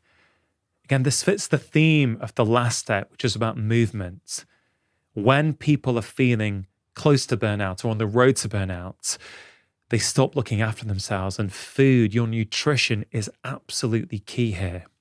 If you're feeling bad and you start to have more sugar, more ice cream, more highly processed foods, you start snacking more, you're eating late at night, it's simply not going to help you. It's going to make matters worse. And I know in that moment where you can't be bothered to cook, the easiest thing in the world is to phone for a takeaway or go on an app on your phone, depending on where you live in the world, and actually get something delivered to you. But please try and make healthier choices as much as possible. Make sure you've got healthy food at home. Make sure you've got things that you enjoy that are going to support your health and well-being at home. If you've run out of food, it's going to be easy to go and order that takeaway. Try not to snack late at night in front of the television, because we know that late night snacking for some people can really impact the quality of their sleep. And, getting better sleep is on this 10-step action plan. We want you to get better sleep. And eating late will often get in the way of that. Also, do pay attention to comfort eating. I get it. In those moments where you've got no energy and you feel low, you just think, I'm going to eat something to make myself feel better. And I get it. In the moment, it does make you feel better. But it comes with a long-term cost. And if you're doing this all the time, it's going to keep you locked in a vicious cycle. So the next time you have that urge to open that packet of crisps or those biscuits, why don't you just try this? Just take a quick pause and ask yourself, what am I really feeling here? Is this physical hunger or emotional hunger? A lot of the time that we turn to food, it's because there's something emotional going on. Maybe you feel lonely. Maybe you want to say hi to your partner or give a friend a call instead. Maybe you feel like you've had no time to yourself all day, right? And you've just been working, so this is your treat for you. Okay, but maybe you can treat yourself in another way. Maybe you can run yourself a bath and kind of enjoy being there for 20 minutes, looking after yourself, right? So pay attention to the foods that you're putting into your body. It's going to make a big difference to your recovery. Step number 9 is to define the end of your workday. Now, this is a really, really important step that I actually think you can start to implement immediately. Our to-do lists are never done these days because of modern technology, because of the way that we work. There's always something else to do, always. Let's say you miraculously clear all the new emails in your inbox, right? I don't know if that's possible, but let's say you manage to do that. The minute you finish, and let's say you go off somewhere for a walk or make yourself a cup of tea, there's a very good chance that other emails have started to arrive. You can't control that. Emails are always going to come in. This is just one example, right? So you can constantly be working. And I've seen this in so many patients. They don't put up boundaries, so therefore they're still working after dinner, right? You couldn't do this 20, 30 years ago. You'd have had to have stopped and switched off, spent time, if you've got a family, with your family. If you don't, spent time doing something enjoyable for yourself. But now you don't have to do that. You can keep plugging away. And of course, you keep doing this month after month, year after year, this is going to put you on the road to burnout. So a really helpful tip here is to say, what does done look like today? And this is actually something that I discussed in a wonderful conversation I had on my podcast with Greg McEwen, who I've already mentioned, right? Greg's got another phrase that I really, really like. If you don't prioritize your life, someone else will. In fact, I like that phrase so much, I've got it up on the wall in my house. And that's what this tip really is about. You've got to define what done means for you. Maybe it's at 5 p.m. I'm going to stop working, or maybe it's I've got these 10 tasks to do today, but once I've done these 6 important ones, if that's the end of the day, that's the end of the day. If you don't do it, nobody is going to do it for you. It's about setting boundaries. It's about taking a moment to go, no, this is important today. Everything's not important. You may think it is, but it isn't. So why not at the start of each day define, if I get these things done today, that's good enough. And this is something that's really simple, but really, really effective. And the final step, step 10 on this action plan, is a bit more about the bigger picture. A lot of the time, we end up on the road to burnout and getting burnt out is because we're not living a life that's in alignment with who we really are. Our daily actions are not aligned with our values. We're often in jobs that we don't really enjoy. And there's elements of those jobs that don't really sit right with us. I think it's really important for me to say here that I get it. Sometimes you have to do a job that you don't particularly like because that's how you feed yourself. That's how you feed your family and put a roof over your heads. I understand that. So this advice is going to be different for different people at different stages of their lives. But even if that is you, it's still worth having a think about, what are my values? Is this still the job I want to be doing in 2 years and 3 years and 5 years? And I'd encourage you, maybe once a week, just sit down and write down what are some of the core values that encompass who I am and who I want to be. It doesn't need to take long. Even just one value will start to help you. I've done this many times over the years. What I would say right now is that my 3 core values are integrity, compassion, and curiosity. And those are the 3 values that I like to bring to every aspect of my life, my personal life, yes, but also my work life.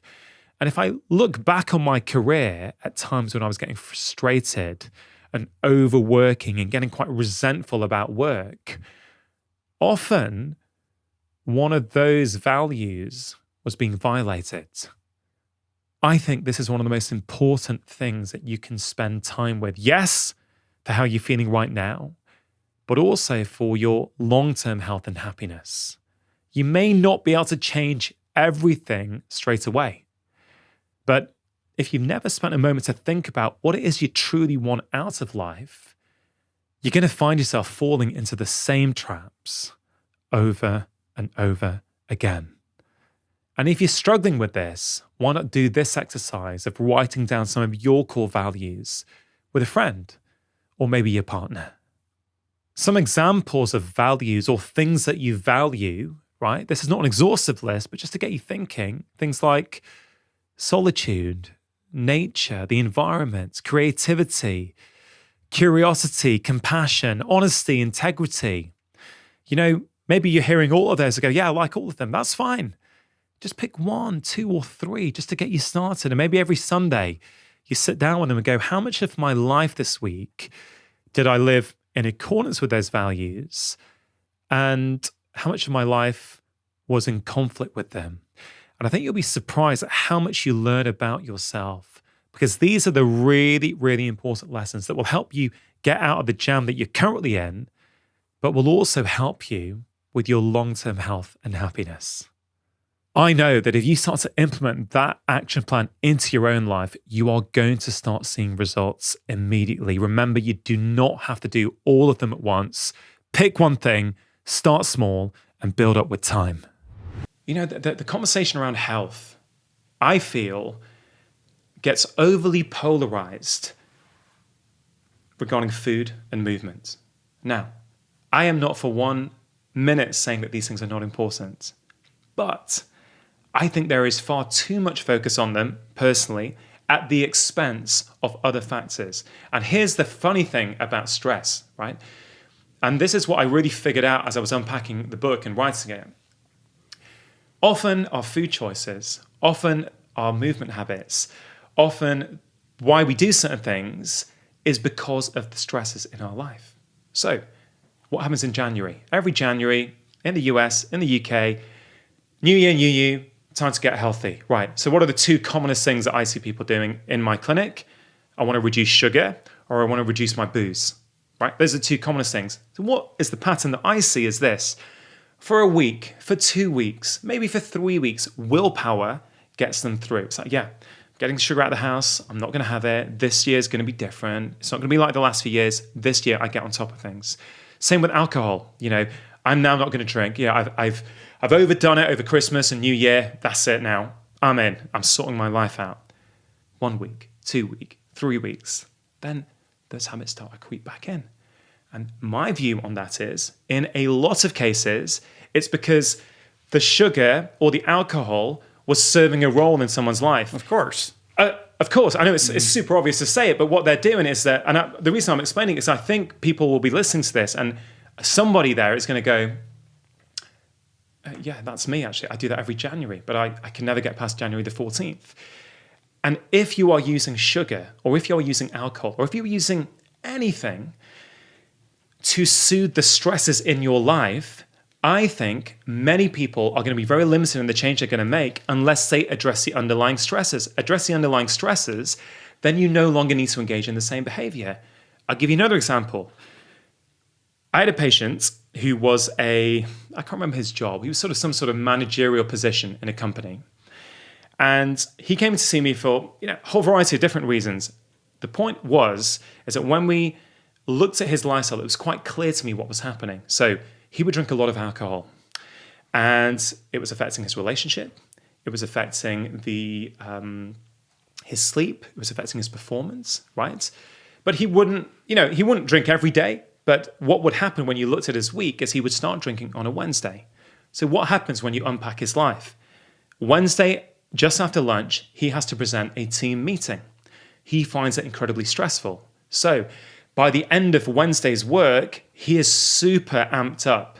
He goes straight home and he wants to unwind. So he opens a bottle of wine, has a glass, 1 glass turns into 2, 2 turns into 3, and before you know it, Wednesday, he has a whole bottle of wine. Therefore doesn't sleep well, wakes up tired, feeling a bit angsty, needs more caffeine to get him through. By default of that happening, he's quite anxious throughout the day, feeling stressed throughout the day. Because he's drinking caffeine all the way into the afternoon, he then drinks more alcohol on Thursday, affects his sleep, and this pattern continues whereby come Friday, it's 2 bottles of wine, come Saturday, it's 2 bottles of wine, and Sunday he spends just recovering for the week ahead. Now, what did I do? Of course, as you well know, Rich, there are multiple things at play here, but in this particular instance, I helped him. We sort of unpacked his week, and I helped to say, hey, look, it seems that on Wednesdays, things start to go wrong. So, is there something else that we could maybe think about doing to de-stress? And he said, well, we looked at a few options. There was a yoga class. I was just going to say you should go to a yoga class right after work. Man, we should swap places, man. Yeah, in fact, you go to my clinic, I'll come and live in sunny California. Keep going. So what happens next is that he goes, okay, fine. So Wednesday, straight after work, before going home, what does he do? He goes to yoga. He was a little resistant, but again, he was seeking help, so he came to see me. So he goes to yoga. Within weeks, everything changes. When he comes back, he reports what happens. On a Wednesday now, he relieves that stress at yoga. He goes home feeling calm, feeling present, changes his relationship with his wife. He still has a glass of wine on a Wednesday night, but it's 1 glass. Doesn't affect his sleep as much. He feels good on Thursday. Again, he'll have a glass of wine on the Thursday, not the whole bottle. And, ultimately, over the course of a few weeks, it completely transformed things. So that was the trigger point for him in the week. So I hope that people listening to this, someone's going to identify in their own life and go, yeah, wait a minute. That's like a similar pattern for me. Maybe if I can manage my stress in a slightly different way, maybe those knock-on consequences will be different. Mm-hmm. And so, look, these are individual cases, but they apply to all of us in many aspects of our life. Yeah, I think basically what you're doing is you're telescoping up on the whole situation and trying to get at the root causes of these things so that the solutions that you're implementing are taking into consideration the downstream impacts of these behavior. So instead of just saying, well, don't drink a bottle of wine, you're looking at what is causing the person to make that choice in the first place. And then you see the domino impact either way, either positive or negative to what happens to that, which I think is, that's the way to address these things, This has come from experience because what is all public health messaging? It's, eat less of this, move more. You're drinking too much alcohol. Doctors over and over again tell me, this stuff is all great, Dr. Chatterjee, but patients just don't do what we tell them to do. I would argue that phrasing in itself needs shifting. I generally get really good compliance with my patients. Like, I do not say that to boast. I say that because I really think that when you communicate effectively with them, right, people want to change. People don't want to come in and not follow your advice. People don't want to take half a day off work to come and sit in a waiting room, wait for 20 minutes whilst you're running late to come in and see you so that they can ignore your advice. People want to feel better. That is my number one belief in my job, is that people fundamentally want to feel better. They don't really want to be there. So let me help them feel better. So what is leading to that idea that patients don't take the doctor's advice? Is it in the delivery, in the manner in which these practitioners are trying to advise the patients? Like, where is that communication breakdown? Look, I think conventionally, if we look back over the last 30, 40 years, there has been a certain tradition in medicine, this very paternalistic relationship that I have a problem, I come and tell the doctor, he or she is going to figure out what the problem is, give me a diagnosis, and then give me some form of prescription, usually a pill to take to get rid of it. And again, I would make the case that maybe 30, 40 years ago, that worked super well. Like if you were coming in with an acute problem like a pneumonia, and you're coughing, you can't sleep, you've got sweats. Hey, doctor, help me. They listen, they make some tests. Hey, you have got pneumonia. That's the overgrowth of this bug. I've got a pill for you that is going to kill that bug and you will be better. Right? That approach has worked and still does work. Of course, there are unintended consequences of that in the example I gave, but that approach I think does work, and the whole medical system, as you've alluded to already, is set up around that model. Mm-hmm. We are not set up, to look for root causes. People online will say, yeah, we are. This is all nonsense. All doctors look for the root cause. I'm sorry, but I disagree, because I know what our training is, and we're not really trained to look at it, because I don't think we had to in the past. So A, I don't think we're trained to do it. B, I don't think the system is set up in a way that allows us to do it. And look, if you are a busy, tired, stressed out doctor, and you have, like in the UK, a NHS GP will see between 30 and 50 patients a day, right? I get it, right? You're sitting there, you've got 5 people waiting outside. The easiest thing in the world, A, is to give a prescription, because you can get that done quickly and run on time and start to build through your backlog. But also, I think the way we're taught and the way often in that rushed setting that we deliver this information is, I think it's destined to fail. Like, if you have a patient, right, who comes in, type 2 diabetes is the obvious example to use, right? The patient's in front of you, and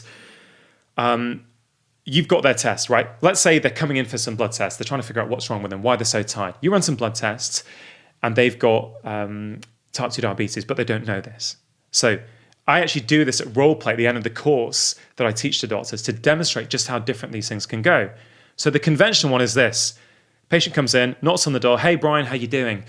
Yeah, doc, you know what? I'm feeling knackered. I've got these blood tests. I wonder if I could get the results. Yeah, sure. So without looking at them, looking at the computer, looking at the screen, going, yeah, you have got something called type 2 diabetes, right? That's a chronic illness. It's a bit of a problem because if we don't get on top of it, it may lead to heart attacks. It may lead to amputations in your leg. It's the commonest cause of blindness in this country. So we really need to get on top of it. Now, the good news is we've caught it. I've got some drugs for you. We're going to start you today on metformin. Normally, within a couple of years, we need to add a second drug. Sometimes we then have to go to insulin, which are injections. But don't worry, we've got it all under control. I'll get you seeing the diabetes nurse and we'll get this stuff licked. Okay, Brian's in shock. As he gets up and walks out the door, I'm like, hey, but also, Brian, if you can lose a bit of weight and go to the gym, that would help as well.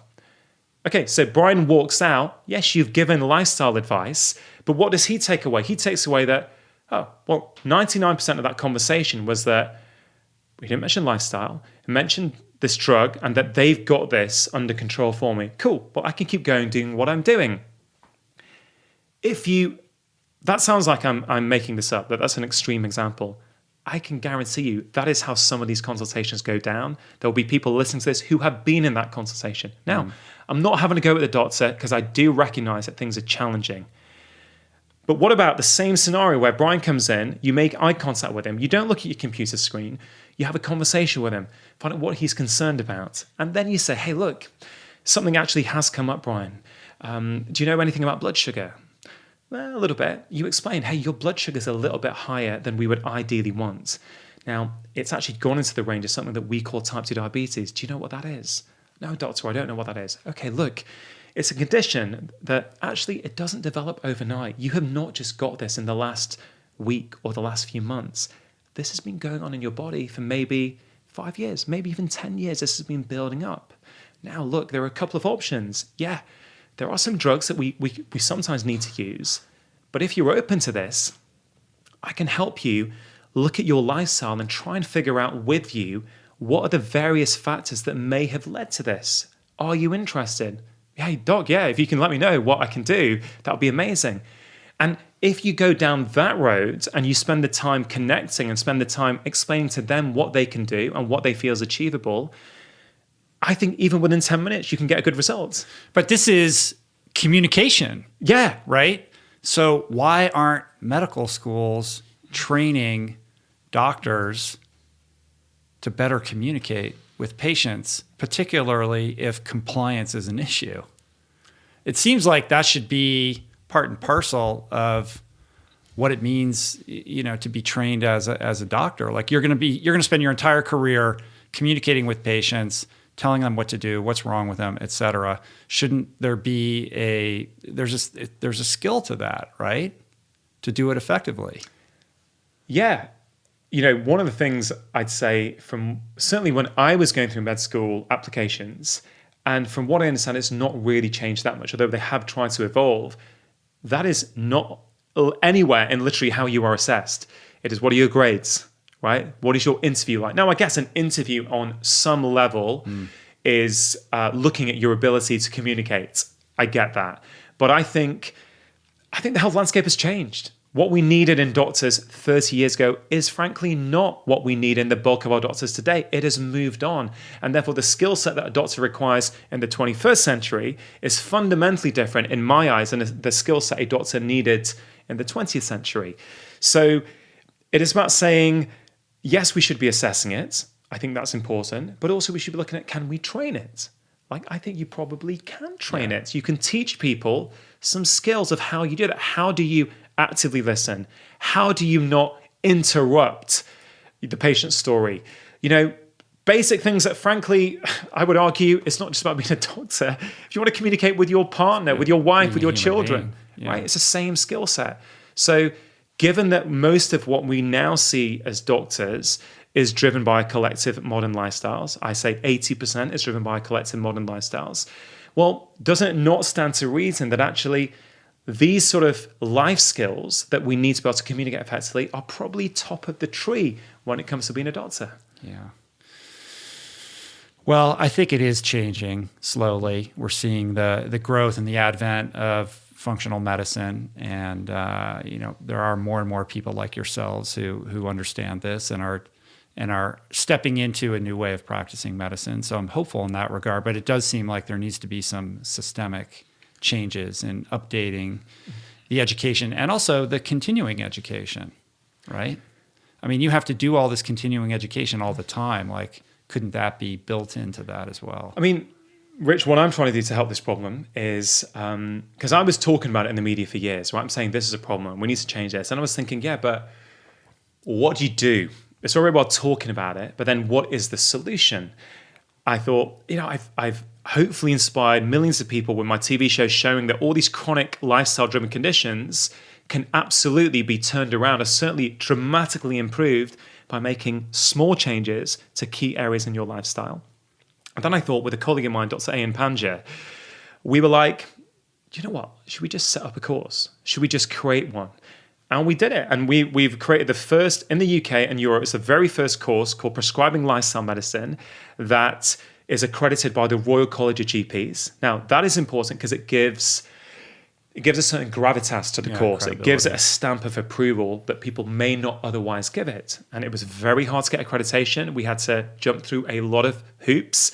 We probably had to compromise various aspects of the course that we ideally wanted, but nonetheless, we've done it. And we have a more than 95% of attendees so far think it's the best course they attended, highly recommend it to their colleagues. And we have not just had primary care practitioners. We've had consultant cardiologists come, psychiatrists, nurses, pharmacists, because this is a problem that is systemic in medicine. Now, we probably trained nearly 1,000 healthcare professionals so far in the past 18 months, and we've got big plans on how to expand that. Now, people always say, you know what it's like, you do anything, and there's the naysayers. It's like, oh, that's fine, but it should be compulsory in medical school. Oh, that's fine, but you're never going to make change like that. And I'm like, well, hold on a minute. 5 years ago, this course didn't exist. It certainly didn't have any credibility. This year, we've got a fully accredited course where people can come and get their CPD points. That is progress. At every single event, we invite some medical students for free to come. They come, give us feedback. We are talking to medical schools. This is how change happens. I'm not saying we'll get there, right? I don't know if we'll get there, but this is my effort to try and contribute to this process, to say, hey, look, this course is fantastic. Please come if you're interested. But, here's the problem, Rich. We're still relying on a doctor who has an interest, who is prepared to give up a Saturday and pay the money to come and train the course, right? So in many ways, you're only attracting the people who've got that interest, right? Yeah, but you started, and you got to fan the flames of positive change, right? This is forward progress, so... Yeah, and so hopefully in 5 years' time, this will be a part of medical school training, or it will be compulsory. We can only hope. Right. Well, let's drill down into stress a little bit more deeply. This book opens up with you saying, listen, 60 to 80% of the people that come into my office have some kind of stress-related condition. The World Health Organization has qualified stress as the epidemic of the 21st century. Like, this is something that we really need to look at stringently and figure out protocols for redressing. And I feel like the word stress is used very cavalierly, like, wow, we're all stressed, I'm stressed out, I'm anxious, or whatever. But perhaps it might be beneficial to define the term. Like, when we say stress, what do we actually mean, and what is happening biologically, physiologically in the body when we are under this form of duress? I mean, I would agree with you that the term is slightly problematic. I think we do use it. It is common parlance now. Not a day goes by where you do not hear the term, right? Mm-hmm. You talk to a buddy you've not spoken to in a while. Hey, mate, how you doing? You're yeah, mate, I'm okay. I'm not too bad. A little bit busy, a little bit stressed, but I'm okay. It's become that normal. And so I guess taking that 30,000 foot view, fundamentally what stress is, because stress is different for every single person. It is a perception. It is a perception when your body feels that it's under threat, that it is in danger. That fundamentally is what I think stress is. Now, how do you explain that? Because that statistic you mentioned, and it comes from the Journal of the American Medical Association, 2013, there was a paper where they did a little study, and they said that it's actually 70 to 90%, between 70 and 90% of all conditions that a primary care doctor sees in any given day is in some way related to stress. That's bananas. That is bananas. But I'm going to explain why I think it is quite easy to understand when you understand what the stress response is. So let's go back again 2 million years, right? 2, 3, whatever. We go back a couple of million years ago and understand how our stress response evolved. So we were, again, in our hunter-gatherer community, getting on with our business, doing what we need to do, and a wild predator is attacking or approaching. We get scared. In an instant, our stress response kicks into gear. So what happens then? Well, a series of physiological changes start to take place that are designed to keep us safe. So I can't list them all, but let's go through some of them. Your blood sugar starts to rise. Great.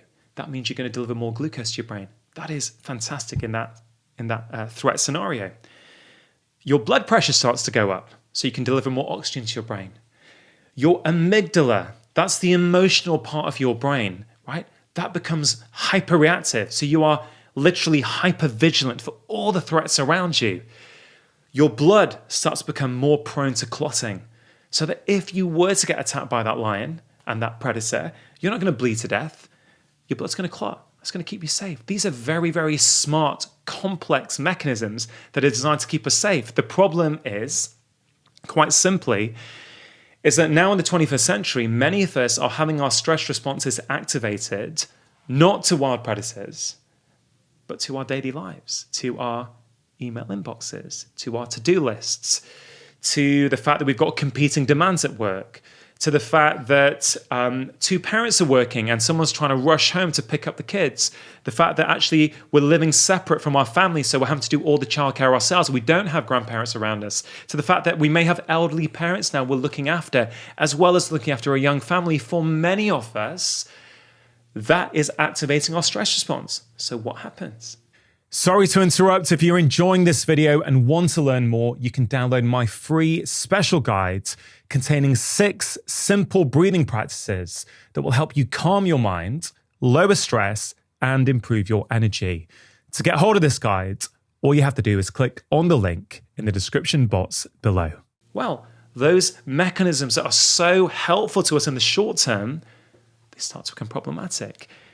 Blood sugar going up is fine for 30 minutes. If your blood sugar is going up day in, day out, well, that leads to fatigue, obesity, high blood pressure, and ultimately type 2 diabetes just from being stressed. And I go back to saying what I said before, what the whole conversation around health is dominated by diet and movement. Talk about type 2 diabetes. It's all about which dietary tribe you subscribe to.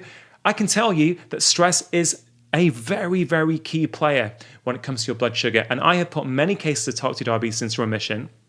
Yes, I changed their diet for sure, but when the diet plateaued, the way I got the blood sugar lower was by addressing their stress levels. So blood sugar problem, helpful in the short term, harmful in the long term. Blood pressure, again, same thing. Great if you're running away from a tiger. Great if you're in your spinning class in the gym. It's an appropriate response to that stressor. But if that's happening to your email inbox, that's a problem. What about your emotional brain, right? The amygdala. I just said, when you are trying to escape a predator, you become hyper-vigilant to all the threats around you. That is appropriate. If you go to downtown LA tonight and it is dark and you are walking down a dark street and you think somebody is following you, you know what? You want your amygdala to go on high alert. You want to be hyper-vigilant to all the threats around you. If that's happening day in, day out to your life, that's what we call anxiety, right? So suddenly, this very complex mechanism, when you simplify it right down, we can start to see why up to 90% of what I see as a doctor is in some way related to stress. But what about the things that it switches off, right? We've spoken a bit about relationships. So libido is a big problem these days. I've been practicing for nearly 20 years. I'm seeing more cases of low libido now than I've ever seen. Not a week goes by where I don't see a young male in their 20s complaining of low libido. This was not happening even 5 years ago, certainly in my practice. There are many factors to consider, but stress is probably the biggest in my view. Again, go back 2 million years. You are running away from a threat. In that moment, you need to prioritize survival. You do not need to be able to chill out and procreate with your partner. Right. So your body switches it off, right? It almost sounds overly simplistic, but I love simplicity because when you understand it simply, you start to realize, hey, I understand now why anxiety, why low memory, why poor concentration, why insomnia, why low libido, why hormonal problems, why obesity, why type 2 diabetes can all have stress as a key player. Gut problems, right? Last Mintel survey in the UK showed us that 80% of UK adults have complained of some form of GI problem in any given year, right? Now, food, of course, is a factor, but I would argue that stress is a bigger factor because what happens, again, just like libido, if you're running away from a lion, you don't need to be able to digest food. Just get switched off, just like that. And I tell you, one thing that I've discovered in my practice for maybe the last 2.5 years, a lot of people feel that they are reacting to certain foods. And I say that they are reacting, they're intolerant to certain foods. And I have gone through many years asking people to maybe avoid certain foods for a short period of time as a trial, then reintroduce and see what happens. But what I've discovered since I've really dialed into stress is sometimes people are actually not reacting to the food, they're reacting to the fact that they're eating in a stressed out state. So when I teach some of my patients breathing techniques, and I say, look, you really need to have some sort of switch off between your work and your eating.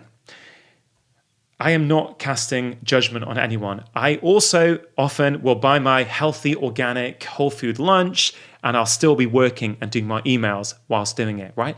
But you got to understand, you might be eating the right thing, but if you're not eating it in the right way, there could be a consequence. And some of these patients no longer react to those foods when they change their state before they eat, which literally was mind-blowing to me, because those patients in the past, I had asked them to remove that food for a period of time. So it is so powerful.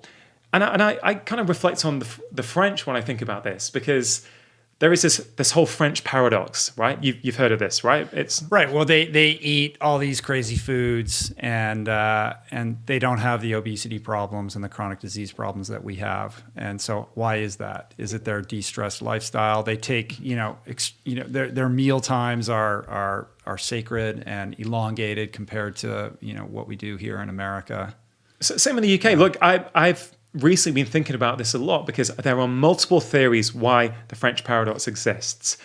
But with the knowledge I now have on stress, I would have to say that there's a very powerful case to be made that actually the way they are eating means that actually their food is going to have a different impact on their body. It's going to do something different. If you prioritize a 90-minute lunch break where, hey, you know what, it's lunchtime, we're not doing that call, we're closing the computer, we're sitting down, we're chilling, and we are now going to have lunchtime, right? Of course, when you understand the stress response, it is going to do something different. And I actually had an interview with a French journalist last week, because my first book has just come out in France. And I asked her at the end of that interview, I said, hey, look, can I ask you, does that still go on? I've spent a lot of time in France for skiing, for sure, but I was saying, does that still go on? She goes, yeah, by and large, it is still what goes on. Now, in some of the heavily urbanized places like Paris, in some of the companies where there's a lot of international people working there, it is starting to get eroded away, which kind of makes sense. But I don't know, I find it so interesting. Well, I get the idea that when you're in a stress state, it restricts blood flow to your digestive system. But what is the impact on the microbiome, or why would that lead to some kind of allergic reaction to a certain kind of food? Yeah, well, first of all, I'm not saying true allergy, and we've got to be very careful that we distinguish allergy from intolerance. That's a very different biological mechanism. So, I think it's important just to clarify that. If you have a true allergy, that when you eat some food, you get, red cheeks and your lips start to swell. I'm not saying in that instant. But I think some of these milder intolerances, or not so mild, many things happen. Your microbiome changes with stress. It's not just food that impacts your microbiome. Your stress levels do. That has been shown time and time again. Your digestive enzymes. So in order to digest food, whatever it is you're eating, you need the presence of certain digestive enzymes to digest that food. If you are switching off, as a very broad and non-precise term, your digestion, the levels of digestive enzymes go down. So it can affect multiple different organ systems. It can affect various different things in your gut. I have found over and over again now, not only for intolerances, that with gut problems, I am more and more focusing on the stress around how they eat. And I'm getting great results from doing it. I had a patient, right, who had Crohn's disease, right? So Crohn's disease, for people who don't know, is one of the inflammatory bowel diseases. People often have severe stomach cramps. They will often have, they have to go to the toilets maybe up to 15, 20 times a day. There'll be blood there. Very, very physically unpleasant, socially unpleasant. A few years ago, I had a patient who was under the gastroenterologists. She had tried the various drugs. They didn't work that well for her. She didn't like the way that they made her feel. So she ends up at my door.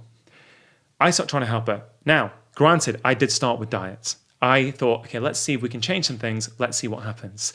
And we got a bit of an improvement, for sure. And she was feeling motivated and inspired. I thought, okay, this is great. I'm finally getting some control over this condition. Then I don't see her for a little while and she plateaus. She comes in to see me. I hadn't seen her maybe in 6 months. And I'm talking to her and she's like, Dr. Chatterjee, you've got to do something. What else do I need to do? What do I need to add into my diet? What do I need to cut out? She was talking really fast. And I started to unpick her life a little bit. And it was really clear to me. I was just picking up on this the sense of background anxiety. She was rushing around. She was like many of the female patients I see in my practice. They were so caring. They were nurturing. She was looking after her husband. She was looking after the kids. Everything she did in her life was for somebody else, and she was not doing anything for herself. And there was many things to do, but the first thing I started off with her was with, I said, look, I know you want me to give you some more advice on your diets. I know you might want me to refer you to a nutrition professional maybe to go deep into this, but just hear me out. I think that's not the lever to turn at the moment. I think the background stress levels in your life are playing a role here, and I wonder if we could try something there. Now, she was resistant because in her head it was all about diet. So she wanted more dietary advice. And I said, look, all I want you to do is I want you to take a bit of time for yourself every day, just 15 minutes, right? So this is not deep breathing before a meal. This is just saying, look, do something for yourself, 15 minutes a day. And if you can, once a week, I want you to do something that you're really, really passionate about, that you've always wanted to do and you've never done. Anyway, so we also did what's called an MSQ, a medical symptom questionnaire. So I scored the level of her symptoms. She goes away. A month later, she comes back. She feels like a different person. Her symptoms have gone down by 50%. 50%. Now, she still has Crohn's disease. She still has symptoms. It's just significantly better. I said, what have you been doing? She said, well, you know what? Every morning when I drop the kids at school, I now park the car, leave my phone in the car, and I go for a walk in the local park for 15 minutes. I said, okay, great. What else do you do? Doc, I've always wanted to do salsa dancing. Always. I've never done it, but you've given me the kick. So every Thursday night, I go to a salsa class. Now, this was just a month, Rich, but I have followed up, so I've seen what's consequently happened. What does this tell you? This tells you that there are multiple facets going on in everybody's life that can impact every organ system in the body. I have not got rid of her condition. She still has Crohn's disease, but it is a damn sight easier on her and easier to manage now that she's started to lower her stress level. So when you ask the question, what is stress? Well, her stress, right, wasn't too many emails necessarily. Her stress was the fact that she didn't have enough passion in her life, that she didn't do anything for her, that made her feel complete, that nourished her. And so when you ask the question, what is stress? It's going to be different for different people. And that is fundamentally what I try to do with this book, is as completely as possible, simplify the topic, but then have these 4 concrete areas. So I want the reader to be able to identify, where does stress live in my life? Because you need awareness. Once you know where it lives, you know what? Pick one of the simple things, try it for 7 days, and see if you feel different. That is all I ask from someone. Yeah. I mean, what's interesting about that example that you just gave is that the stress in that woman's life wasn't some external pressure. It was an absence of something in her life, right? Which is not how we really think of stress. It was the fact that she didn't have something that was causing her that kind of duress, that was contributing to her symptoms.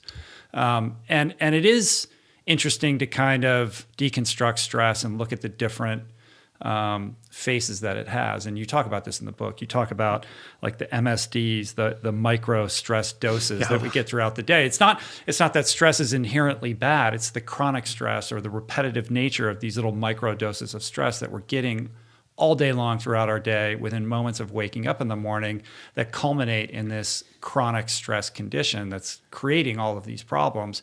But that's also very different from this thing that you call the adverse childhood experience, like the ACE, which is essentially the idea that we've all experienced traumas in our life, some more severe than others, whether it's a childhood trauma or some experience that you had that even though it was in the past, it still rears its head and contributes to your stress condition when it's sort of provoked through memory or some experience that you have throughout the day that reminds you of it. Yeah, you know, this is one of the challenges when I sat down to write this thing. It was, how do you explain what stress is? And how do you also differentiate these different kinds of stresses? Like you mentioned adverse childhood experiences. These are, you know, really significant and traumatic things that happen, you know, when you're a kid, whether it's abuse, whether it's maybe, you know, not having parents, you know, being an orphan, all kinds of things that we know impact all of your life outcomes. And I was trying to figure out, how can you describe this? And then I came up with this concept of micro stress doses and macro stress doses. And I'm so pleased that this has taken off. And like lots of people now use that in their classes. Lots of yoga instructors contact me on Instagram and say, hey, look, I'm using this as a way of describing to people the difference. And I think it's a very useful way of looking at your own life. So a micro stress dose is a little dose of stress that in isolation you can easily handle. But when they mount up one on top of the other, they start to add up and they can start to become problematic. So we have all got what I call our own personal stress threshold.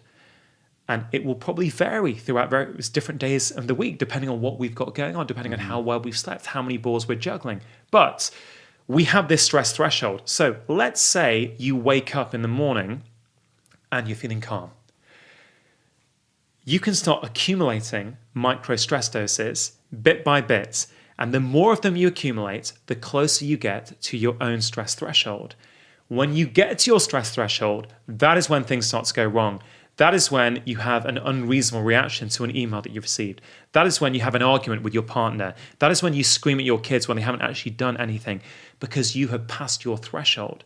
And I make the case that many of us have had 10 to 15 hits of micro stress before we've walked out of the door in the morning. So what is the what is a common scenario these days?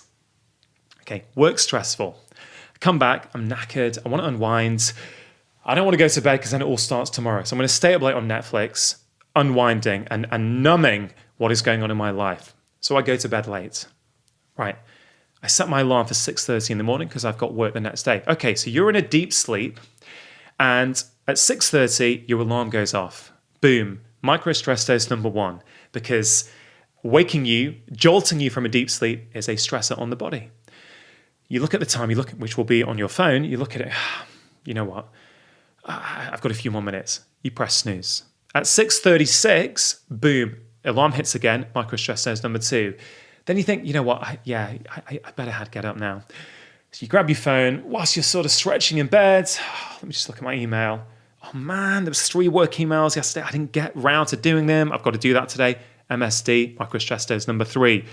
Then you quickly go onto social media. Oh, you know what, someone's been mean to me on my last post. MSD number 4. Then you realize, oh my God, I've been in bed for 20 minutes. I'm running late now. I really need to get a move on. And I'm not going to keep sort of laboring the points, but you can very easily see how before you even leave the house in the morning, you've picked up 15 MSDs. And what does that mean? That means you are closer to your threshold, which means it's going to take less little hits of micro stress in the day to tip you over. This is why I'm so passionate about having some downtime, having some space in the morning to insulate yourself, make you more resilient. It's not just about reducing the stress in our life where we can. I get some people live difficult lives. Some people don't earn much money. They're working 2 jobs. That is fundamentally stressful. But if you can adopt some of these techniques, and pretty much every single tip in the book is free, and I'm super passionate about that they are accessible to everyone. You know what? You can apply these tools to make yourself more resilient to the stress. So let's say you've got a stressful life. If you're going out of the house with only 2 micro stress doses as opposed to 15, you've got a much bigger buffer before you start to have problems. And so I think that's a useful analogy. I will say though, even if you have had a macro stress dose, one of these big hits of stress, like trauma of some sort, like physical abuse, and I say this with the utmost respect, of course, that needs processing. That needs probably to see a professional and actually untangle that. But if you talk to psychologists, if you talk to therapists, they will tell you that it is even more important in those situations that you apply these principles, because they will help keep you at a level that hopefully you can manage things a bit better than without. So it really, I really do believe that this is a book for everyone, whether you have macro stress doses, micro stress doses, whether you have too much stress in your life or whether you have not enough passion, because these are universal themes. And I do think I have simplified it right down where people will think, you know what? Yeah, you know what? Maybe I can do that. I think I can do that. Mm-hmm. Yeah, I think that I think you're absolutely right. And what I like about the book is that it's very practical and solution. I mean, it's called the stress solution. I mean, it's about the solutions, right? And some of these are very easy to implement in your life, like go for a walk, turn your phone off, go to bed early, like, very, very like simple implementable tools, morning routine, whatever that may look like for you, meditation, mindfulness practices. Some of them are a little bit more ephemeral. I mean, your first bucket here is purpose. And, that's a harder thing to kind of figure out for yourself. Everybody has their own relationship to purpose. And, I feel like there's a lot of people who live their lives relatively untethered and don't have a sense of purpose, or what, we both know the Okinawans call it ikigai, which you talk about in the book. And that's a journey, right? So how do you help? I mean, I think that's fundamental, right? If you don't have purpose, then everything else is sort of a house of cards. Well, but that's the hardest one. That's the hardest one. That's why I started the book with it, because it's the hardest. And I think it's the most important, because fundamentally a life lacking meaning and purpose is inherently a stressful life. Right? It just is. We all know that. The research backs it up. Not having a sense of meaning and purpose in your life is associated with much worse health outcomes. Of course, do we need science to tell us that? No, probably not. And feeling bad about the fact that you don't know what your purpose is an added stress on top Absolutely. of that. So let me clarify my view on this. So I thought, okay, this is all about practical solutions. Mm-hmm. I, like you, love that Japanese concept of ikigai.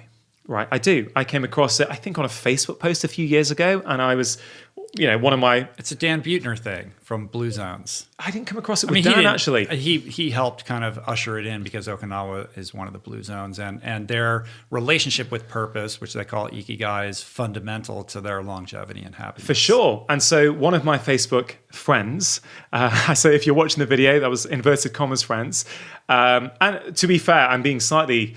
I'm sort of trying to make a point, which is probably not the best way of doing it. But I saw this post, and she put this thing up about ikigai, and I saw these 4 circles, and the middle area was shaded where these 4 things intersect. Mm-hmm.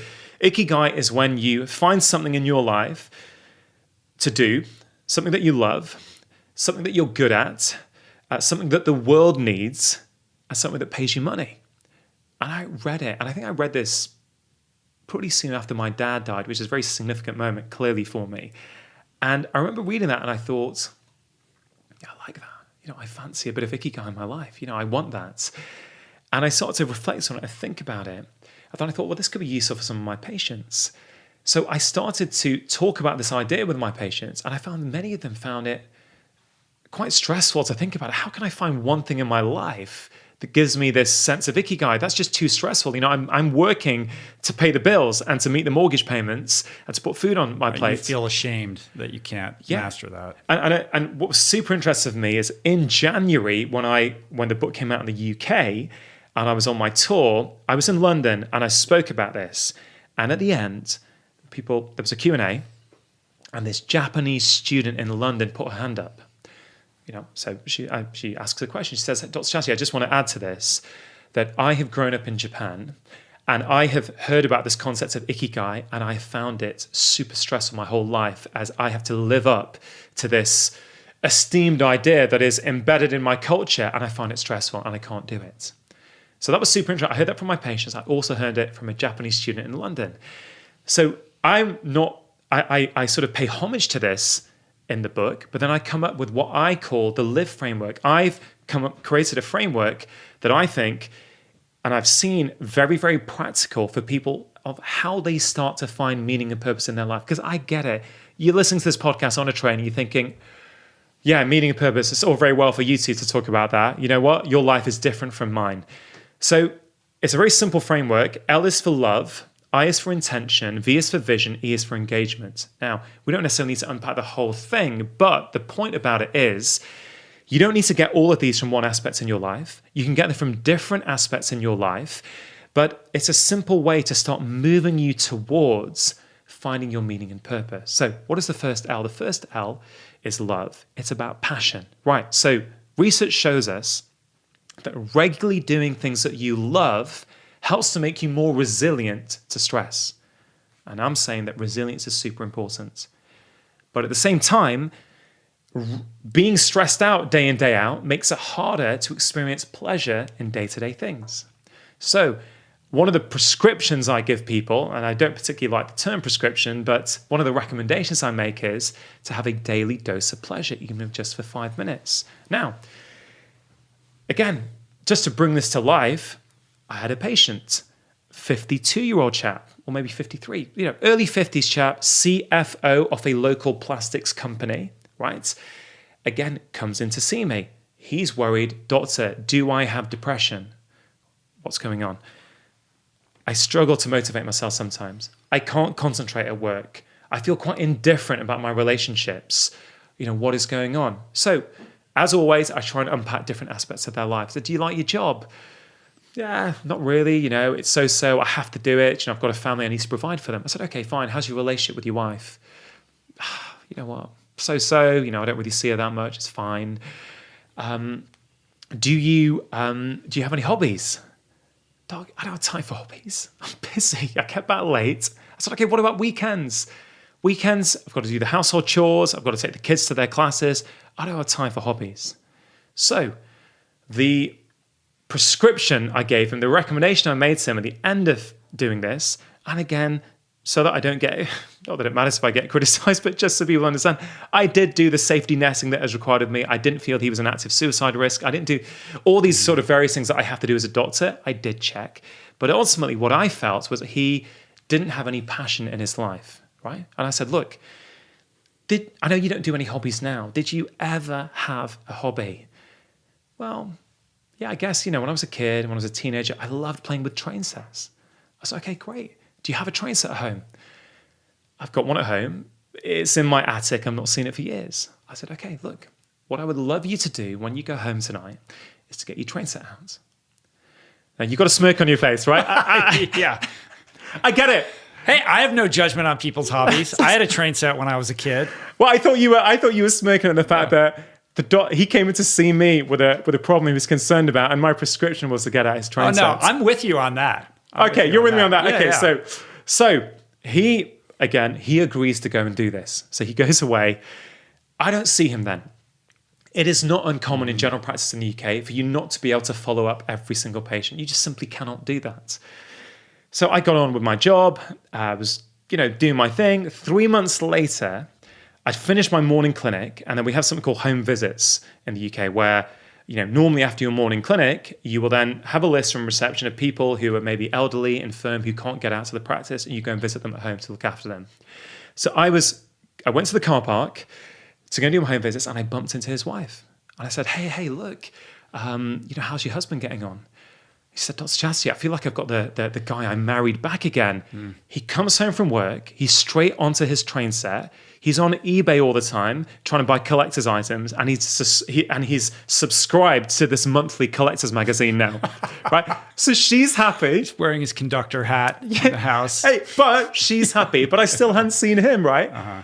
Again, roughly 3 months later, I'm just going through my clinic as usual, and I see his name pop up, and he has had some blood tests, had a well-manned check, and he's coming in to see me to go through them. Welcoming in, and before we go into the blood results, I say, hey, look, how are you getting on? He says, Doc, I feel like a different person. Life is great. I said, my mood's better. I've got energy. I said, okay, cool. How's your job? I love it. I'm really getting a lot out of my job now. How's your relationship with your wife? Really, really good. I feel really close to her. So, just like that case, I don't know how long we've been chatting for, maybe an hour ago, just like that story about the kid who was feeling low and who had a friendship deficiency, did this guy have a mental health problem? Sure, I think he had symptoms that would be consistent. I could have labeled him and given him a diagnosis, right? And of course, sometimes that may be appropriate, although I have issues with labels because I think what that does to people, that's a separate story. Or did this chap really have a deficiency of passion in his life? And the remarkable thing for me is when that passion deficiency gets corrected, not only does he feel better in himself, but everything else in his life starts to come back online. The job that he couldn't stand before, now he enjoys.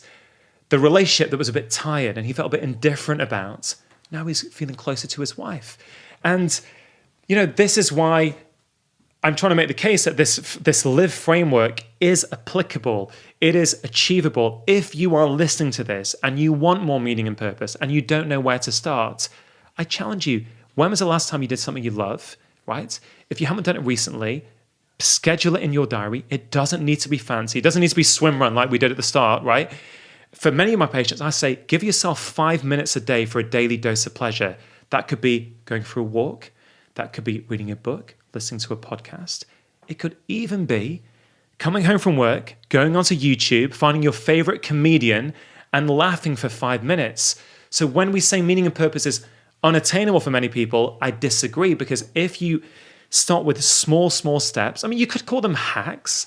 I know you're not a huge fan of the hacking world, and I wouldn't call them hacking in the same sense. I'd call them, you want to get to a certain destination. The destination seems too far away. So let's look at a signpost that's nearby. Let's just break this down, make it super simple. Do something for 5 minutes a day that you enjoy. Do that consistently, week after week, and you will start to find other things in your life that will bring you closer to meaning and purpose. That's just the L, right? But I'm super passionate that we can all find meaning and purpose. Of course, it's harder. This guy didn't find his ikigai, right? This chap I just spoke about, he's not quit his job and is now living on a beach and living his kind of this romantic idea of what a beautiful life looks like. No, he's just found passion in his life, and suddenly his day-to-day life that was monotonous before suddenly is vibrant. And I'm so passionate about this, Rich, because it's not as hard as we think it is. Take small steps. Small steps are everything. I mean, I think what happens is people, I mean, it goes back to what we were talking about earlier, but people see, read, hear this message of follow your passion, and it does have that shame-provoking, unintended consequence to it. And it just seems overwhelming and intimidating, because that gets associated with quitting your job or, being a digital nomad, or like making these massive, seismic shifts in your life.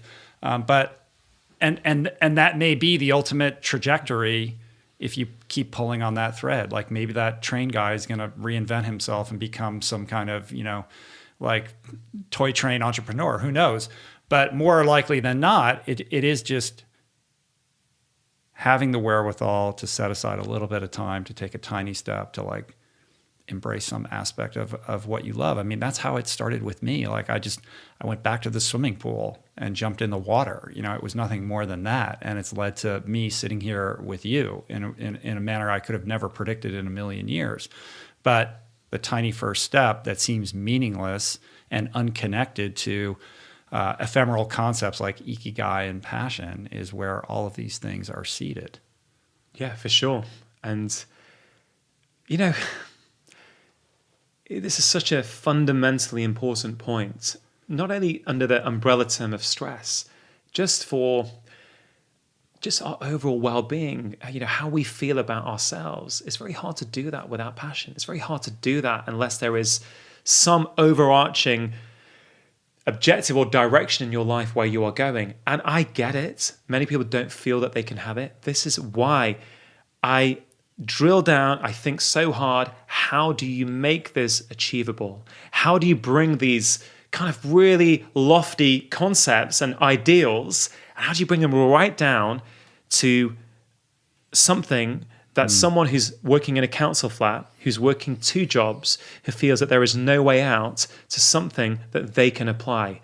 And, I know this stuff works because I've been using these tips with real people with busy lives, and you pointed it out. That's it. It's not about necessarily that first step. Of course, that's very important, but who knows what that guy will be doing in 5 years? He's now on the road to that destination. Well, there is no destination, but he's on that road, on that journey towards meaning and purpose, and it starts with those small steps. Mm-hmm. So we are headed into holiday season, the most stressful time of the year. By the time this podcast comes out, we'll be more in the thick of it.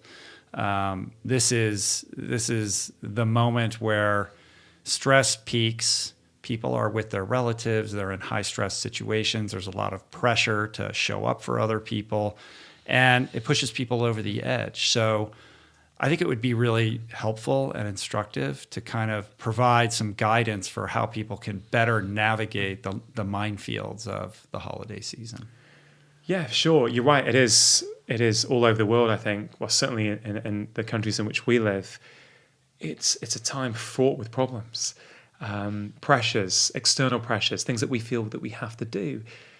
There are so many things that we can do, but the thing that is rising to the surface in me now is think about downtime, right? We need downtime. We thrive on downtime. Our brains thrive on downtime.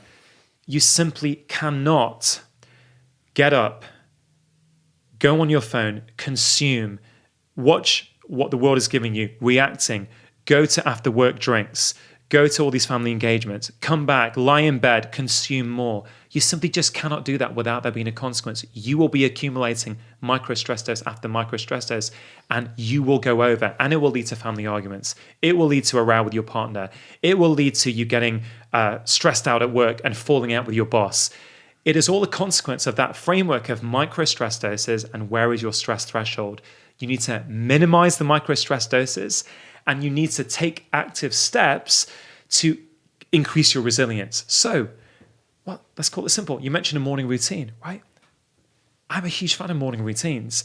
And the framework I create for people is a morning routine has 3 M's, the way I see it: mindfulness, movement, and mindset. So if you want a morning routine, you don't know where to start, think about those 3 M's. Now, you can personalize them to your own life. If you have got an hour in the morning, great. If you've got 5 minutes, you can still do it in 5 minutes. Mindfulness, that could be meditation. It could be breathing.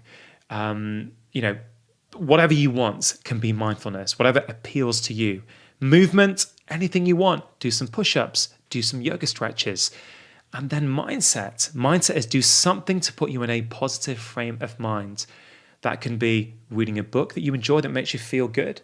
It could be doing some affirmations like I often do with my daughter. Now, to really be clear on this, I have a patient in particular who says, "Doc, these morning routines, they sound great. I'm too busy. I've got to get the kids ready. I don't have time for this." I have persuaded her to try it, and she now sticks religiously to her 5-minute morning routine, right? So my own routine tends to be about half an hour. I have that luxury now. I didn't always. But hers is 5 minutes. So what does she do? Let's break those 3 M's down. First M, mindfulness. She does deep breathing for 1 minute when she gets up, right? She does a breath that I've taught her that I really like called the 3-4-5 breath. When she breathes in for 3, she holds for 4, and she breathes out for 5. Now, that is 1 breath. In the book, there is a whole breathing menu with 6 different breaths. If you don't like that one, don't do it. Choose one that you do like. So that's her 1 minute of breathing.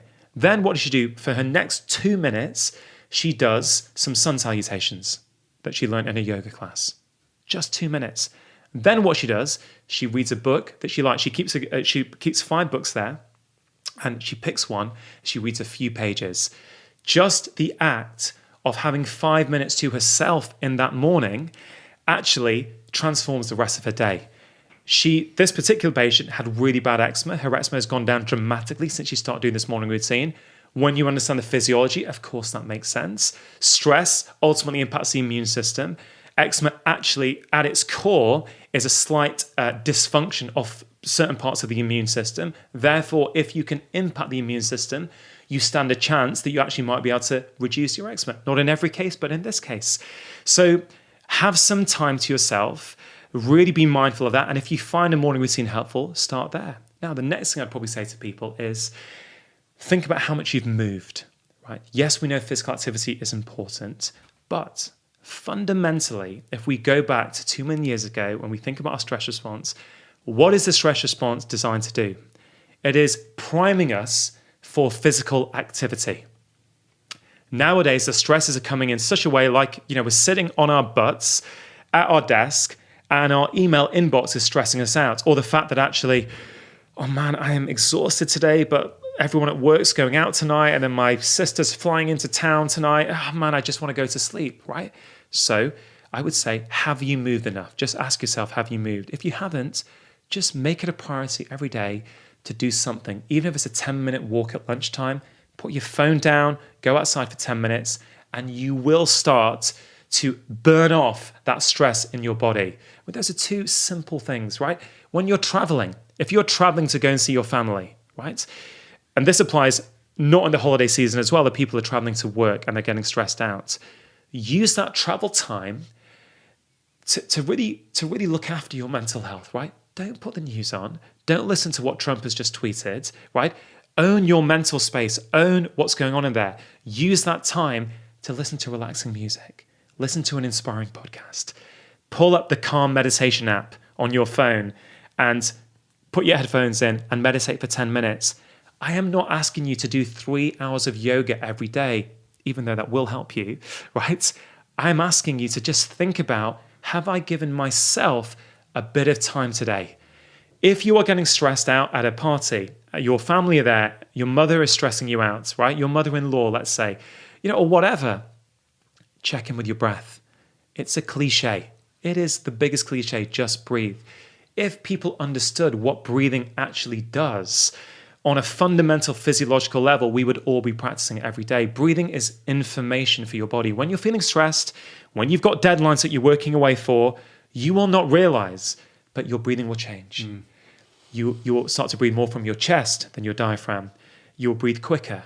Your breaths will be more shallow. And what does that do? That sends messages to your brain that I am in danger, that there is a problem. And that gets you in a vicious loop where you start to breathe faster. Now, the great news about that is that you can very easily change that situation. If you consciously change your breathing, you can change your physiology. So if that's happening, you're at a party, whatever, there's a work do, you know what, maybe go to the restroom or go outside and just for 2 minutes, breathe. Do the 3-4-5 breath. If you don't like that one, do a box breath where you breathe in for 4, hold for 4, breathe out for 4, hold for 4.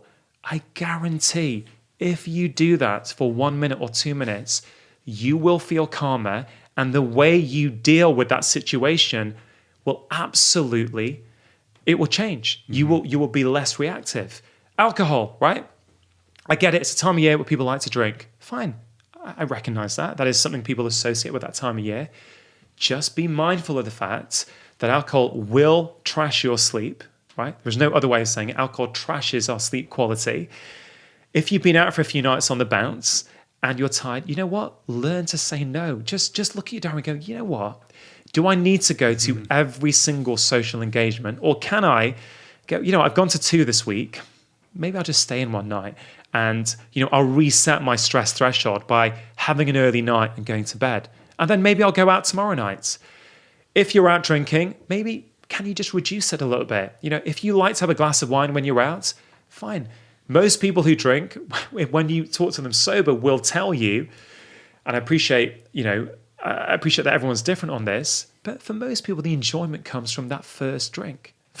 I shouldn't say for most, for many people, right? There's kind of diminishing returns after that. So, I mean, you may have a different perspective on this. I'm sort of... I have a whole other thing on that, but go ahead. Okay, no. I'm going to say some people, right? They will find that actually their enjoyment comes from that first drink, that just little feeling of unwind from the day.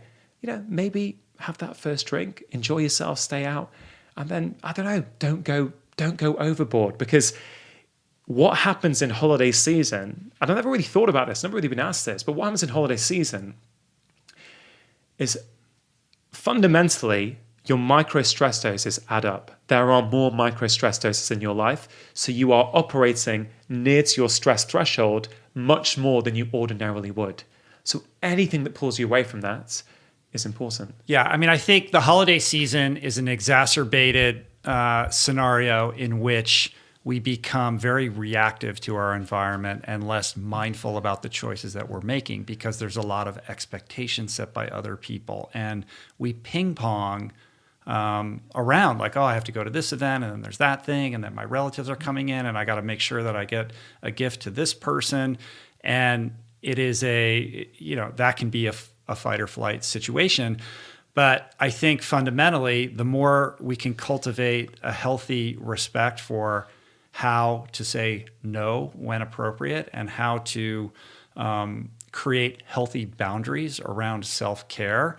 These are the preservation strategies for navigating these things. Just because you're invited to all these places doesn't mean you have to say yes to all of them. And I feel like sometimes, and I know this for myself, I feel like, no, I can't. You don't understand. Like, I have to go to this thing because if I don't, then this will happen and that person will say that. I know the feeling. You don't know my family and all of that. Like, I get all of that.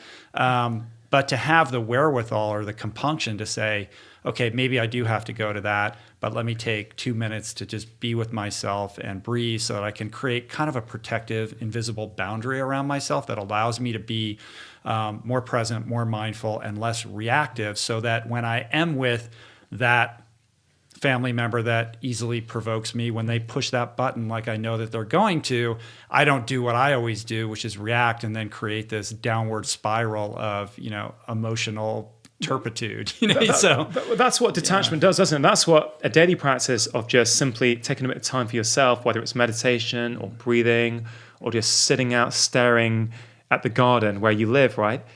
What these things start to do for you, they help you get that bit detached. So when someone does potentially inflame you, you're not immediately extra moment. You've got an extra moment to go, hey, you know what? I get it. She's traveled a long way. She didn't sleep well last night. Okay, I get it. Let's just let that be. So I think that's important. The other thing, thinking about the holiday season, I've got to say, it's hard to think about it because I've been walking on the beach this morning. I don't know what the temperature is. It's sunny outside. It's like 75 degrees out right now. Yeah, it's so gorgeous. It feels like hard to be talking about this. But, thinking about it, I think over the last 2 years, what we have done with my wife's family around Christmas time, the holiday season in the UK, is, this is not the holiday season. This is particularly around Christmas. Is for us, and for many people, this whole idea of gift buying is incredibly stressful. Oh, I must get everyone a gift. I need to, there's so many facets to this, but we have had a very open conversation with her family about not buying gifts, right? Now, I get for some people, it is a fundamental part of Christmas. I am not trying to suggest that need not be the case.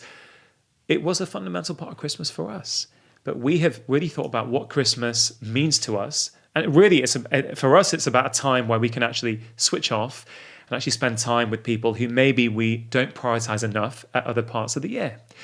So we have asked everyone, look, would you be open to not doing the whole gift thing, right? There's an environmental component to this, which is a big thing for many of us these days, this whole idea that we're buying all these frankly unnecessary gifts that most people don't like what we buy for them anyway, and they go in the charity shop or they just sit in a cupboard and they just accumulate. We buy wrapping paper and we wrap it all. Again, I am not trying to take away the magic of Christmas for someone who's listening to this, and they love that. I'm just articulating what we have done. We still do that for our kids, although a lot less than we used to. But with my wife's family, we don't buy gifts for anyone anymore, and we used to. And you know what? That has reduced the stress level so much. Like those days running up to Christmas, I'm not frantically trying to rush around thinking, oh, I need to buy a present. That you buy something just so you can give them the present and say Happy Christmas. I check the box and then it ends up in a landfill. Yeah. So I think there are many components to I would ask people, think about the holiday season. What is it really about for you? Not what is it about the way you just, gut reaction, it is about presents, it's about going out, it's about seeing my friends.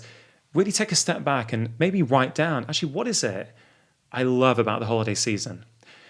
And I think whenever we get our thoughts out of our mind onto paper, it helps to order things, helps to clarify. On another note, one of the best things about writing a book, I think, is you can have all these wild ideas in your heads, but actually the act of writing a book means you have to order them. You have to find some sort of coherence and clarity to them. And I think you can apply the same thing to the festive season. Write down what you like out of it, what it means to you, and then think about all these engagements, all these things that you've got to do, which ones actually truly match what gives you joy about that part of the season. And I think people might find that, look, I've never tried this with anyone. It's coming up to me now, but I'm thinking that might be a useful framework for people to look at this and go, hey, you know what? I do love seeing my family because I don't see these guys much.